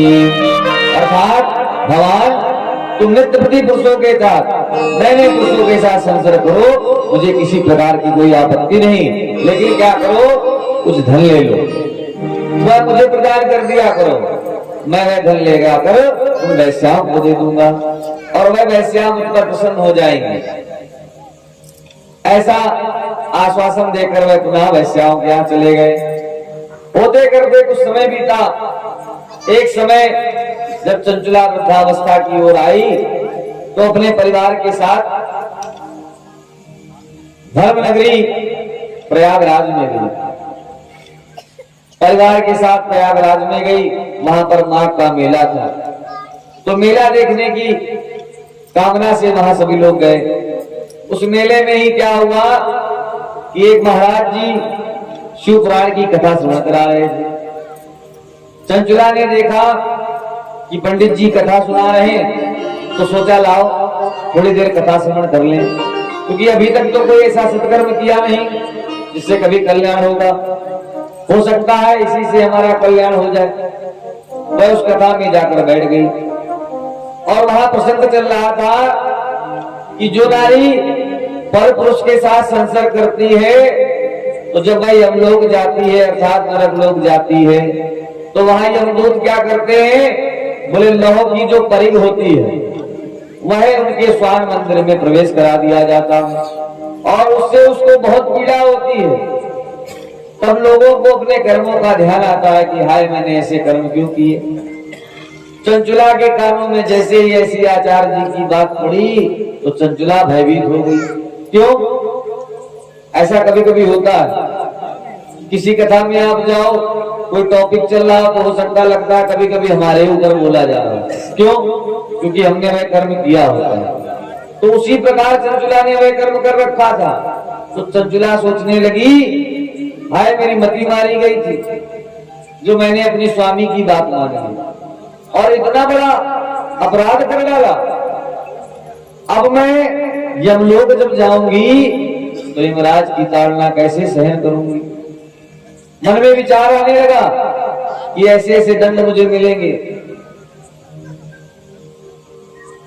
जब आचार्य जी पुराण को विश्राम कर उठे, सब लोग वहां से चले गए, तो चंचुला भयभीत हो गई और पंडित जी के चरणों में जाकर गिरी, कहने लगी, भगवान हे महात्मा मेरी रक्षा कीजिए। ब्राह्मण देवता बोले, हे देवी तुम्हें किस प्रकार का कष्ट है, क्या हो गया, तुम इतनी भयभीत क्यों? चंचुला कहने लगी, महाराज आज आपने जो कुछ कथा में कहा वह सारे कर्म मैंने करे हैं और अब मुझे इस बात का बड़ा भय हो रहा है कि जब मैं नरकगामिनी होंगी और जब यम के द्वार पर जाऊंगी तो जैसी जैसी आपने ताड़नाएं बताई हैं, जब यमदूत वैसी ताड़ना मुझे देंगे तो मैं उस दुख को कैसे सहन करूंगी। क्यों? क्योंकि उस समय तो प्राणी के पास कोई देह होती नहीं, कंकाल होता है। अब उस कंकाल को मानो हड्डी को कोई खौलते तेल में तलेगा तो क्या एहसास होगा, सोचो जरा। ना तो भूलोगे और ना पछकोगे, वह हाल रहेगा। उसी प्रकार जब उन हड्डियों में डंडे मारे जाएंगे तो क्या होगा, बोले असहनीय पीड़ा होगी, क्योंकि जब तक मांस रहता है ना तब तक तो दर्द कम भी होता है, लेकिन जब हड्डी में ही पड़ेगा तो बड़ा दर्द भी होगा। तो जैसा जैसा सुना था उसको सुनकर भयभीत हो गई। अच्छाई है कि तो जैसे कहते भी हैं, लोग कहते हैं कि बाली ने वही कर्म किया लेकिन भगवान ने उन्हें दंड अलग दिया, और विभीषण ने वही कर्म किया तो उन्हें वह दंड नहीं दिया। तो बाली और विभीषण में अंत सिर्फ इतना ही था कि बाली ने कभी भगवान की शरणागति ग्रहण नहीं करी, कभी नहीं आया कि भगवान मेरी रक्षा करो। और विभीषण ने क्या किया कि राक्षस कुल में उत्पन्न हुआ लेकिन फिर भी भगवान की शरणागति ले ली, और शरणागति लेने के पश्चात उससे कोई अपराध नहीं बना, इसलिए भगवान ने उसका उद्धार किया।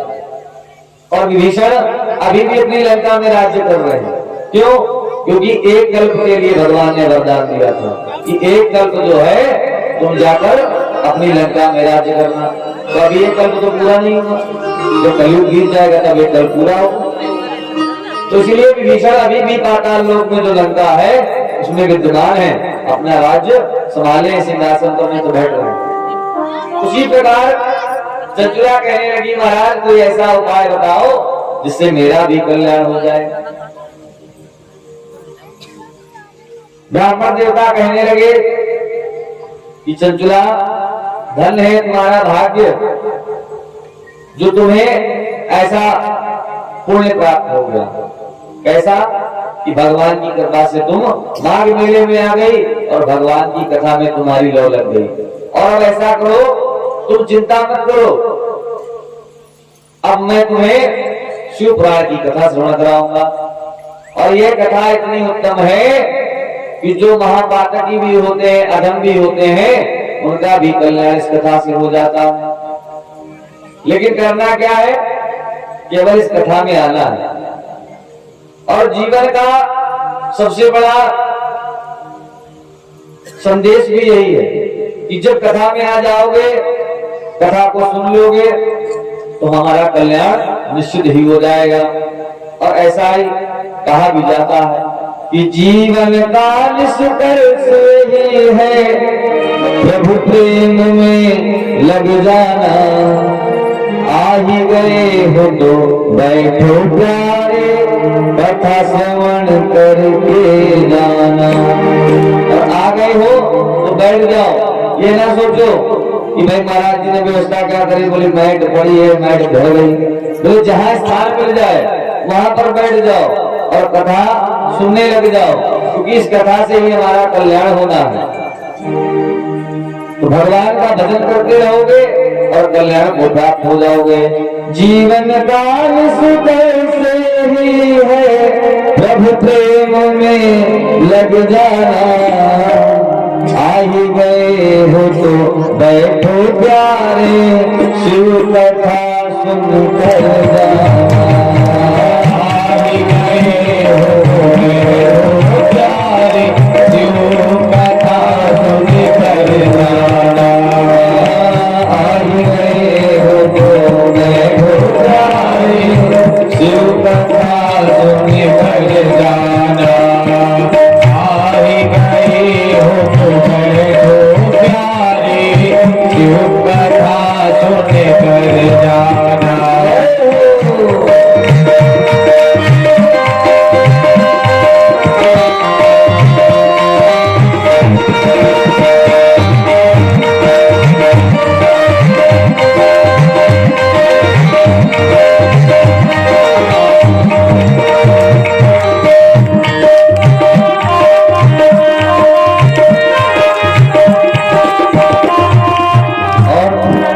में भागवत की निंदा बहती है, शाम को शिव की कथा की निंदा बहती।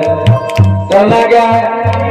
केवल घर से ही आना है, आकर बैठ जाना है, कथा सुन लेना है और यही बोलते लगा है।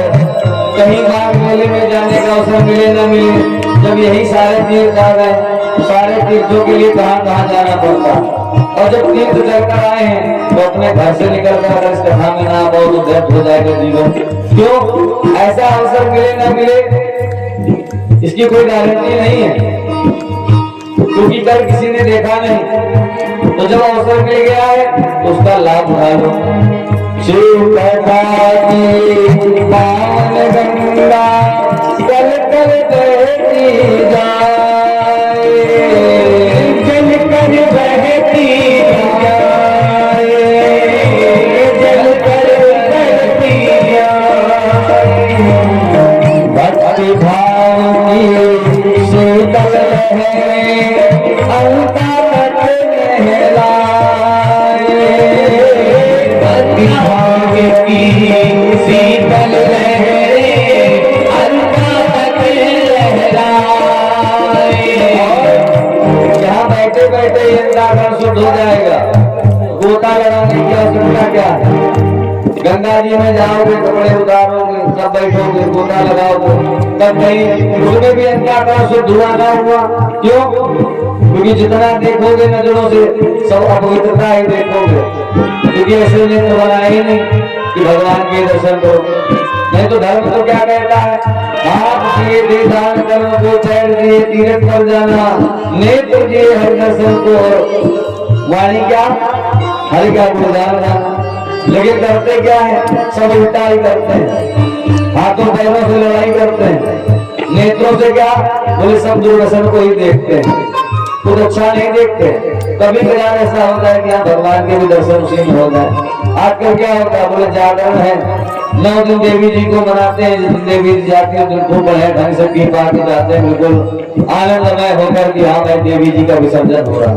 तो भाई ये कोई कर्म है?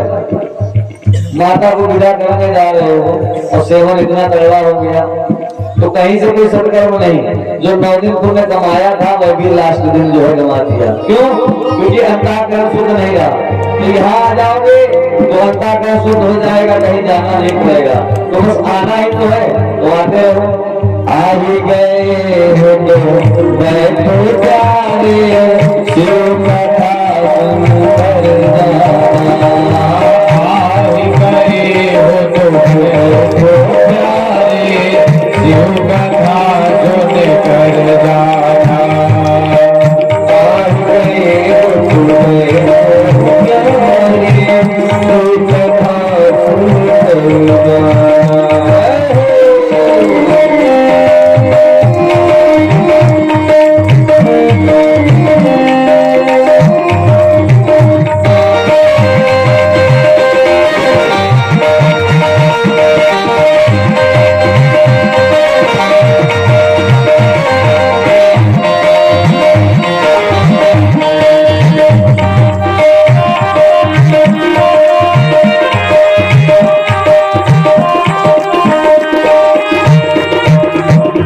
उत्तम बने विचार यही मतलब है सब कथा का, मतलब है सब कथा का,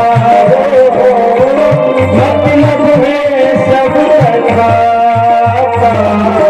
पर पीड़ा का मन में हो भास यही है व्यथा का,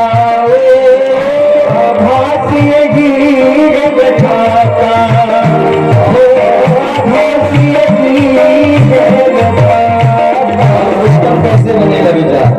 उत्तम विचार तभी बनेगा जब उत्तम वाणी को श्रवण करोगे, उत्तम बातों को श्रवण करोगे, कल्याण का मार्ग प्रशस्त होगा, तभी उत्तम विचार बनेगा। और पर पीड़ा का जब तक मन में भाव ना आ जाए कि पराई पीड़ा को देखकर स्वयं दुख होने लग जाए। जैसे मित्र कौन है? मित्र वही है जो मित्र के दुख में दुखी हो जाए। जैसे कि किससे लेना चाहिए? भगवान वासुदेव जब नंद बाबा से मिले तो नंद बाबा तो कर देने गए थे, लेकिन नंद बाबा ने एक बार भी चर्चा नहीं करी वासुदेव जी से कि मेरे यहाँ लल्ला हुआ। क्यों नहीं किया?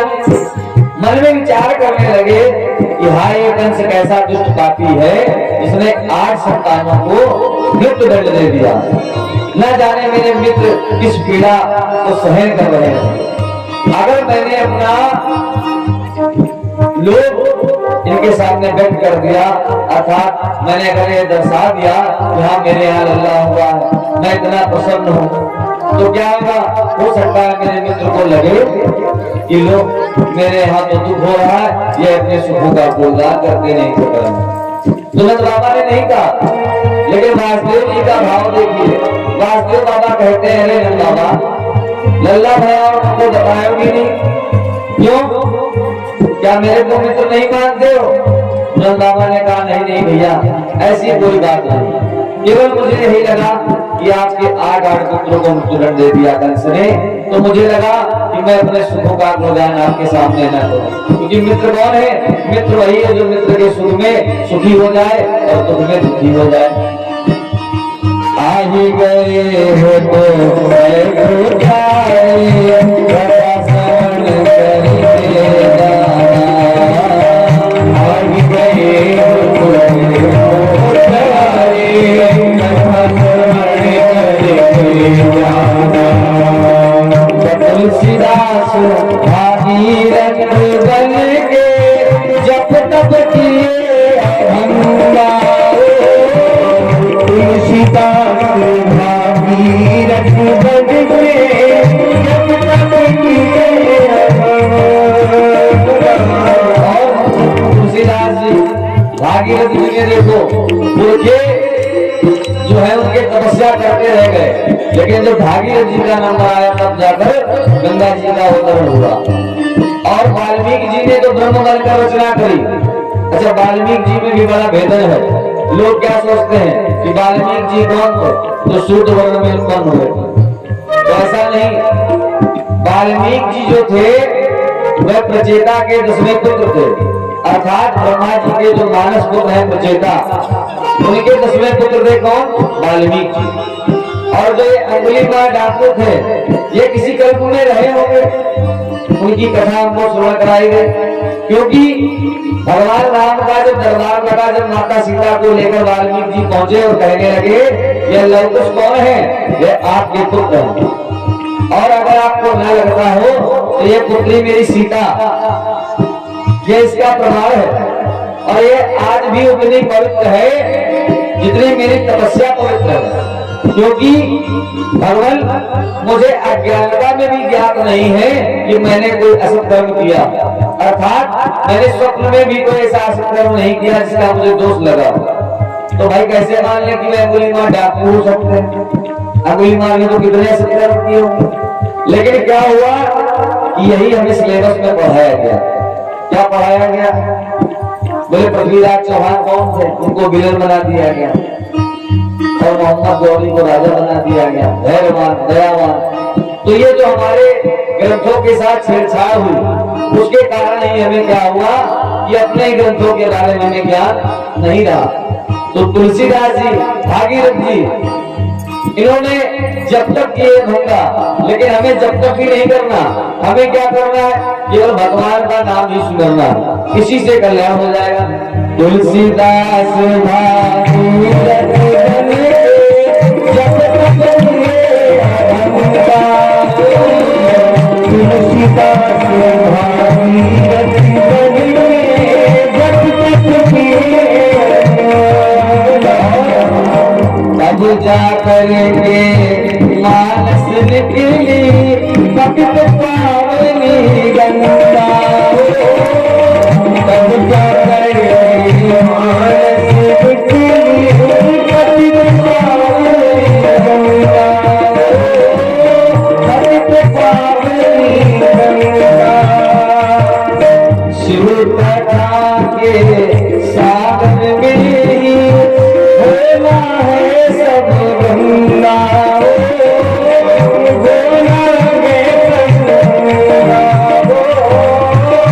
होना है सब गंगा। और इस कथा से ही क्या होना है कि मन में गंगा वास कर जाएंगी और गोते लगाते रह जाओगे और कल्याण हो जाएगा। तो बस केवल अपने घर से आते रहो, क्योंकि आज दूसरा दिन हो गया, 5 दिन और बचेंगे।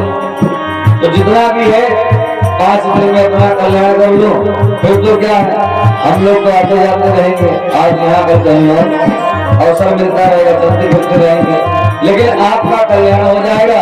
तो हमें भी हर्ष होगा कि हम किसी ग्राम में गए थे और वहाँ के लोगों ने भगवान की उपासना को श्रेष्ठ माना, उनका कल्याण हुआ। आप भी कहीं जाकर बताओगे कि हाँ मैं महाराज जी की कथा से मैं हुआ, तो यही कल्याण है, और तो संसार में कल्याण नहीं है। जीवन काल कर से है, जीवन काल कर से है, प्रभु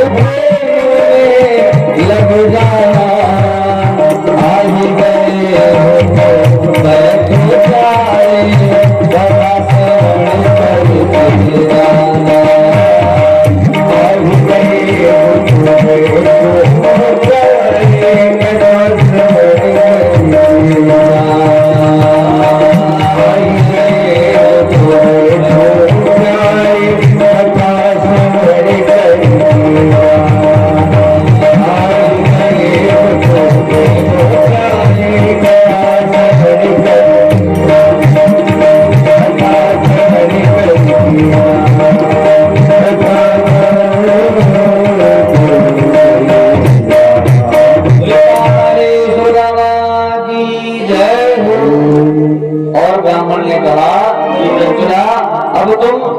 चिंता ना करो, चिंता को त्याग कर क्या करो, चिंतन करो। चिंतन किसका करो?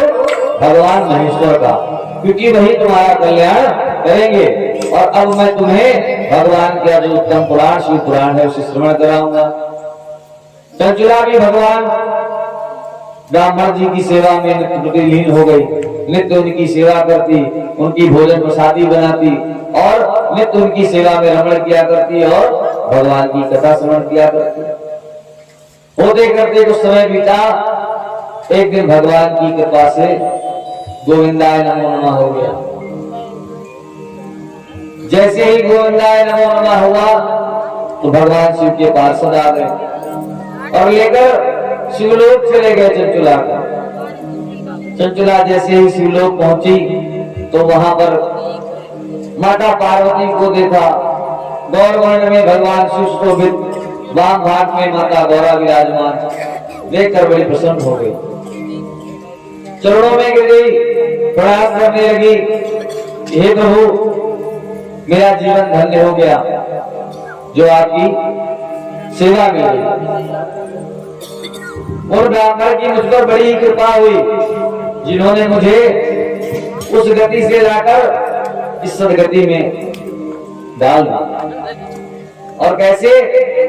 शिव पुराण के स्मरण कर लेने मात्र से।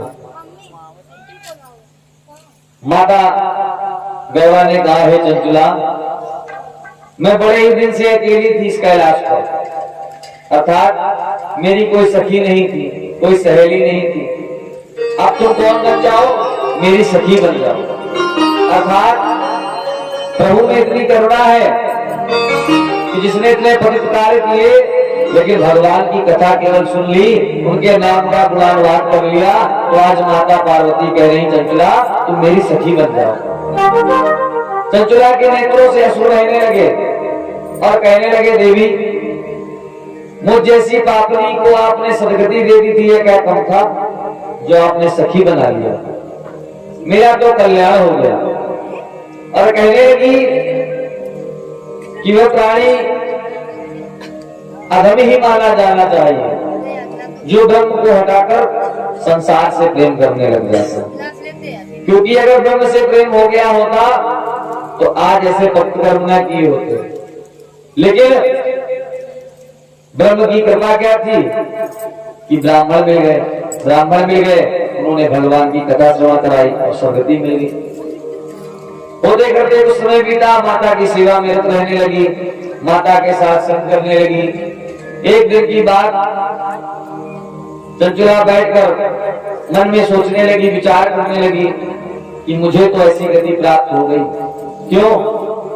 क्योंकि ब्राह्मण देवता मिल गए, लेकिन ना जाने मेरे स्वामी कहाँ होंगे, उनको क्या गति प्राप्त हुई होगी। माता पार्वती जब चंचुला के पास आई तो उन्होंने देखा कि आज मेरी सखी जो है वह कुछ चिंता में लग रही। अच्छा, बहुत बोलने वाला व्यक्ति अगर सावधान होकर बैठ जाए तो लगने लगता भाई क्या हो गया, और अगर बहुत शांत व्यक्ति बड़ा चंचल हो जाए तो भी लगने लगता क्या हो गया। तो उसी प्रकार आज चंचुला जो है बड़े ही शांत स्वभाव में बैठी, चिंता में डूबी हुई। माता ने एक दो बार आवाज भी लगाई, चंचुला चंचुला, उसने कुछ उत्तर प्रत्युत्तर ना किया। तो माता पास में गई और कहने लगी, ये सखी क्या हुआ, तुम आज इतनी चिंता में क्यों लग रही हो? चंचुला कहने लगी, हे माता, प्रभु की कृपा से मुझे तो सदगति प्राप्त हो गई, और ना जाने मेरे स्वामी का क्या हुआ होगा, वह कहाँ होंगे, किस गति को प्राप्त हुए होंगे। यह पीड़ा मेरे मन को खाई जा रही। अच्छा देखो, अगर नारी पतित होती तो सोचती हमें तो सदगति प्राप्त हो गई, जिनके कारण हम पतिता हुए थे, छोड़ो रहने दो। लेकिन नहीं, इसीलिए कहा जाता है कि माताओं का हृदय क्यों उदार होता है। दान करने में पुरुष को आगे नहीं कहा गया, क्यों? माताओं को कहा गया, इसीलिए कहा गया कि उदार हृदय होता है। तो चंचुला कहने लगी कि मैं यही जानना चाहती हूँ कि मेरे पति कहाँ होंगे। माता ने कहा कि तुम्हारा पति जो बिंदुक है ना, वो बिंद पर्वत पर पिशाच बनकर बैठा, अर्थात पिशाच योनि में चला गया, ना तो इस धरा से ही गया और ना वहां जाने लायक ही रहा। क्यों? खुद तो असत कर्म किए, लेकिन जो धर्मपरायण नारी थी उसको भी पतिता बना दिया, जिसके कारण अधम हो गया। तो किसी भी प्रकार से उसका कल्याण नहीं हुआ, और धर्मराज ने भी उसे अपनी शरण में लेने से मना कर दिया। और क्या हो गया? पिशाच बनकर बैठ गया।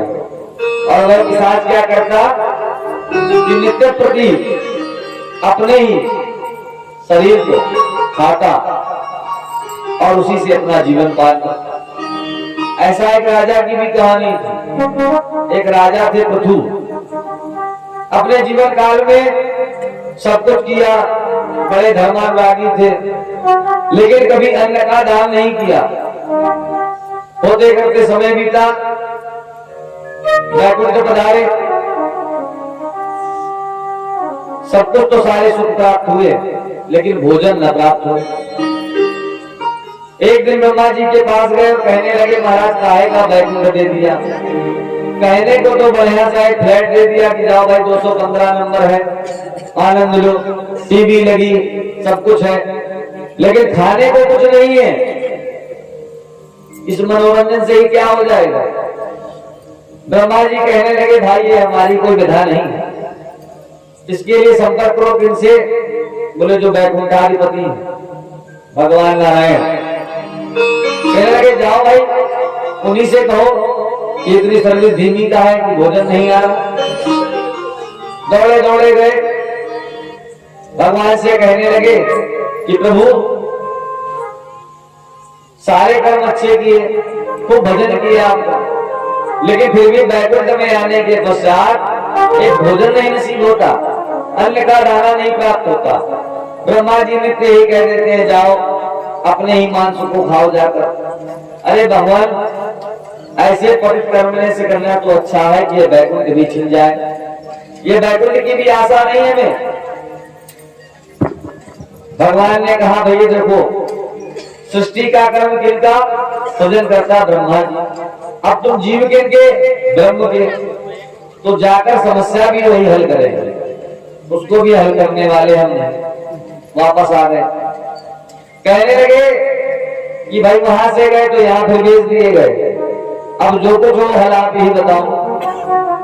ब्रह्मा जी कहने लगे, राजन आपने धर्म कर्म तो बहुत किया, लेकिन कभी अन्न का दान नहीं किया। उस कारण क्या हुआ कि आपने जब अन्न का दान वहां नहीं किया तो अन्न आपको यहाँ कहां से प्राप्त हो जाए? अब क्या करो? अब जाओ और धरा पर जाकर किसे दान करो? अगस्त मुनि को दान करो। अगस्त मुनि को जाकर तुम अन्न का दान करो, और उस दान के प्रभाव से क्या होगा कि अगस्त मुनि तुम्हें अपने तप के द्वारा वैकुंठ में भोजन प्रदान कर देंगे।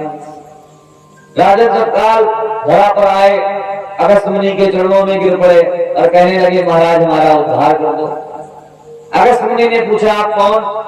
बोले, मैं महाराजा पृथु। अगस्त मुनि ने कहा, आपका तो नाम बड़ा सुना, बड़े दानवान। अरे कहने लगे, महाराज बस वहीं तक रहने दो, एक अन्न का दान न कर पाए अपने जीवन काल में, काहे के दानी? अगर इतने बड़े दानी होते तो वैकुंठ में जाने के पश्चात भी अपने ही मांस को न खाते थे। अब हम आए हैं दान करने आपको, आप हमसे अन्न का दान ले लो ताकि हमें भी अन्न प्राप्त हो जाए। अगस्त मुनि ने कहा, बिल्कुल निश्चित।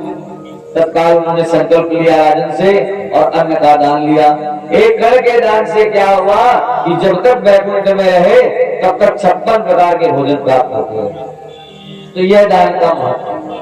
तो इसीलिए कभी ये भी नहीं सोचना चाहिए, पंडित जी दिन भर यही कहा करते हैं, दान करो दान करो। अरे भाई, आपका कर्म है दान करना, तुम्हारे कह रहे हैं। अब ये तो नहीं कहा कि ये कुंटले दान करो, जो भगवान ने दिया वो दान करो। जब ये कहें कि ये कुंटले दान करो, तब कह देना भाई पंडित जी दान कहा करते हैं, तब तो अच्छा भी लगेगा।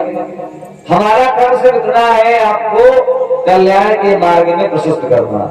अब वो चाहे 1 रुपया दान करो और चाहे 1 लाख, चाहे 1 करोड़ दान करो, ये आपका सामर्थ्य है।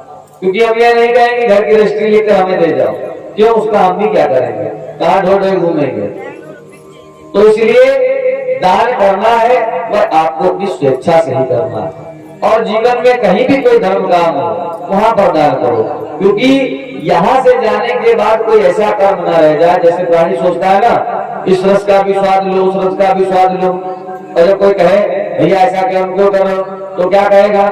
बड़े ही मज में कहेगा, बोले इस हमारे सारे रसों को ज्ञापन कर रहे हैं कि ऊपर जाएंगे तो भगवान ये ना कहें कि भैया वो चीज काहे नहीं करके आए। तो उसी प्रकार दान में भी यही भाव बनाओ कि सारे दान करो, ताकि ऊपर जाकर ये ना रह जाए कि ये दान नहीं किया तो वापस लौट कर आओ, क्योंकि राजा पृथु को तो ये अवसर मिला, ना जाने हमको मिले ना मिले। तो इसलिए ऐसा कोई कर्म मत छोड़ो जिसके बिना वहां से लौट कर यहाँ आना पड़े। जैसे ही माता ने बताया कि तुम्हारा पति जो है बिंदु वह पिशाच बनकर बैठा हुआ है, तो कहने लगी माता हमारे पति की मुक्ति का कोई उपाय बताइए। माता पार्वती अपनी सखी से बड़ा प्रेम करती थी, कहने लगी तुम चिंता मत करो कि मैं तुम्हारे दुख को अवश्य दूर कर दूंगा। क्यों? ब्रह्म के स्थान पर हो, ब्रह्म की शरण में हो, तो किस प्रकार का दुख? माता ने तत्काल भगवान शिव के जो महान भक्त है कौन, तुम्बुरु, आदेश दिया कि जाओ तुम्बुरु को आदेश दो कि कैलाश पर आ जाए। तुम्बुरु को जैसे ही आदेश प्राप्त हुआ तत्काल वह दौड़े चले आए और माता के चरणों में प्रणाम किया और कहने लगे हे माता क्या क्या है हमारे लिए। माता ने कहा तुम्बुरु तुम जाओ और विंध्य पर्वत पर जो बिंदु नाम का ब्राह्मण पिशाच बनकर बैठा है उसे जाकर क्या सुनाओ, शिव पुराण की अमृतमयी कथा स्मरण कराओ, ताकि वह पिशाच योनि से मुक्त हो जाए। तुम्बुरु ने माता के आदेश का पालन किया, तत्काल वे विंध्य पर्वत पर पहुंच गए और चारों तरफ क्या किया, संकीर्तन करवा दिया। ओम नमः शिवाय, ओम नमः शिवाय, हर हर भोले नमः शिवाय, ओम नमः शिवाय, ओम नमः शिवाय, हर हर भोले नमः शिवाय, ओम नमः शिवाय, ओम नमः शिवाय, हर हर भोले नमः शिवाय, नमः शिवाय, ओम नमः शिवाय, हर हर भोले नमः शिवाय, ओम नमः शिवाय, ओम नमः शिवाय, हर हर भोले नमः शिवाय, नमः शिवाय, ओम नमः शिवाय, हर हर भोले नमः शिवाय। और चारों तरफ गुणगान करवा दिया कि शिव पुराण की कथा होने जा रही है, अर्थात जो भी प्राणी अपने कल्याण की कामना रखता हो वह बिंदु पर्वत पर आ जाए। जैसे ही सभी ऋषि मुनियों ने सुना सब दौड़े दौड़े चले आए। क्यों? क्योंकि उन्हें पता लगा कौन आए हैं, तुम्बुरु आए हैं। तुम्बुरु कौन है? भगवान शिव के गण हैं और ये बड़ी सुंदर कथा श्रवण कराते हैं, अर्थात जब ये कथा कहने लग जाते हैं तो रुकते ही नहीं। व्यास जी तो 2 घड़ी का विश्राम भी लिया करते थे। जो सूत जी हैं ये जब कथा सुनाते थे तो कथा का नियम यही था कि मध्याह्न काल में 2 घड़ी का विश्राम होता था, उसके बाद सायंकालीन फिर कथा प्रारंभ होती थी और सायंकालीन संध्या के बाद फिर विश्राम ले लेते थे। लेकिन तुम्बुरु जब कथा करते हैं तो ये विश्राम नहीं लेते, कथा कहते ही रहते। सभी लोगों ने समाचार सुना, सब लोग अपने अपने घर से आए और कथा श्रवण करने के लिए पधार गए। तुम्बुरु ने क्या किया कि बंदूक को पास में बांध कर बैठा दिया, क्योंकि पिशाच था, ऐसे तो बैठने वाला था नहीं। हाथ पैर बांध दिए और कथा सुनाने लगे। जैसे ही कथा पूर्ण हुई तो भगवान की कृपा से क्या हुआ कि सुंदर गंधर्व बन गए। आज जो वह पिशाच था वह इतना सुंदर लगने लगा, गौर कांति के समान, जैसे मानो स्वयं भगवान शिव प्रकट हो गए। इतना सुंदर हो गया। भगवान शिव के पार्षद आए और बंदूक को लेकर कैलाश पहुंच गए। जैसे ही वे भगवान की शरण में पहुंचा तो क्या देखा कि हमारी पत्नी पहले से विद्यमान। तत्काल अपनी पत्नी के चरणों में गिर पड़ा। क्यों? अगर मानो तो पत्नी भी बढ़िया गुरु होती है। संसार के चलन को अगर सीखना चाहो तो पत्नी से सीख जाओगे, लेकिन बस क्या है कि भावना बनानी पड़ेगी। अब भावना बनाओगे नहीं तो सोचोगे पत्नी में कैसे गुरु, तो दत्तात्रेय कोई मूर्ख थोड़ी ना थे, 24 गुरु ऐसे थोड़ी ना बना। जब आप ज्ञान का मार्ग ही प्रशस्त करने लग जाओगे ना तो सब जगह ज्ञान प्राप्त होगा, चाहे वह पत्नी ही क्यों ना हो। माता से भी तो ज्ञान ही मिलता, वह भी किसी की पत्नी। लेकिन क्या होता, वहां पर हमें मातृत्व भाव उत्पन्न हो जाता है, तो लगता क्या है कि माता हमें ज्ञान देगी। तो उसी प्रकार जो आपकी पत्नी है वह भी किसी की जननी है, वह भी किसी की माता है, तो भाव ही बनाना।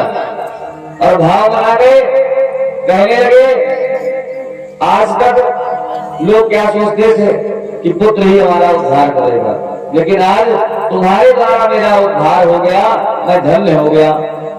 और जैसे ही भगवान शिव को देखा तो गदगद हो गए और आनंद में भगवान की स्तुति करने लगे। क्यों, भगवान कैसे गौर क्रांति के समान है। सर पर क्या विभूति लगी और विनती करने लगे, क्योंकि अब कथा सुन चुके थे, गंधर्व हो गए। तो कह रहे हैं, तन विभूति लगी चंद्र ज्योति जगी भस्म धारी, सुन महादेव विनती हमारी। तन विभूति लगी भस्म धारी, सुन महादेव विनती हमारी। सुन महादेव विनती हमारी, सुन महादेव विनती हमारी।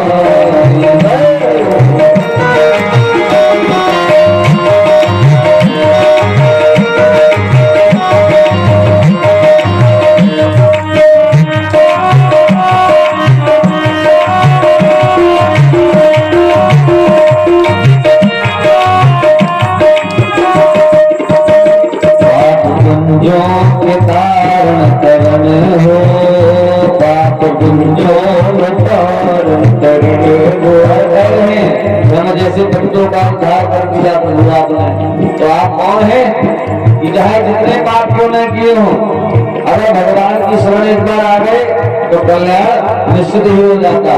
तो कह रहे हैं, पाप कुंजों के कारण करण हो, पाप कुंजों के कारण करण हो, सर्व दुखों के हरण शरण हो, सर्व दुखों के हरण शरण हो। तन विभूति लगी चंद्र ज्योति जगी, तन विभूति लगी चंद्र ज्योति जगी रंग धारी। सुन महादेव विनती हमारी, सुन महादेव विनती हमारी, सुन महादेव विनती हमारी, सुन महादेव विनती हमारी। और भगवान की नाना प्रकार से स्तुति करी। भगवान शिव भी कृतार्थ हो गए, भगवान शिव प्रसन्न हो गए और कहने लगे, जाओ बिंदु, जब तक चाहो हमारे इस लोक में अपनी पत्नी के साथ विद्यमान रहो। उसके पश्चात क्या होता है कि जब जीव की वैकुंठ में रहने की इच्छा समाप्त हो जाती है, तब भगवान उसे कोई ना कोई कृत्य दे देते हैं। अब उसमें भी अगर जीव चाहे कि मैं कोई देवता, मैं कोई गंधर्व नहीं बनना चाहता हूँ, मैं धरा पर आना चाहता हूँ और मैं भगवान की सेवा करना चाहता हूँ, क्योंकि जो देवताओं को सहजता प्राप्त नहीं वह मनुष्यों को प्राप्त है। जैसे कि देवता धर्म कर्म करने के लिए सक्षम नहीं, उन्हें भगवान से आज्ञा लेनी पड़ती है, लेकिन मानव तन जो मिला है इसमें हम सक्षम है। जब चाहे तब कथा सुन लेते हैं, बोले आज भागवत सुननी है, बोले चालू करो, संकल्प ले लिया पंडित जी को बुलाकर। लेकिन देवताओं में सक्षमता नहीं है। देवता क्या कहते हैं कि भगवान एक अवसर ऐसा प्रदान कर दो कि हम भी धरा पर चले जाएं और आपका गुणानुवाद करें। तो इस प्रकार सूत जी ने महात्मा का श्रवण कराया सौनक ऋषियों को। सौनक ऋषि कहने लगे, प्रभु अब आगे की विद्योत्तर संहिता सुनना चाहते हैं, किस प्रकार आगे का कल्याण क्या हुआ। तो कल की कथा में हम लोग विद्योत्तर संहिता को श्रवण करेंगे, किस प्रकार भगवान शिव का प्रथम बार ज्योतिर्लिंग के रूप में प्राकट हुआ, ब्रह्मा विष्णु का क्या विवाद हुआ, और आगे की कथा को श्रवण करेंगे। आज की कथा को यहीं पर विश्राम देते हैं और उसके पश्चात आरती करेंगे। आइए 2 मिनट का हरिनाम संकीर्तन। श्री राम जय राम जय जय राम, राम जय राम जय जय राम, श्री राम जय राम जय जय राम, श्री राम जय राम जय जय राम।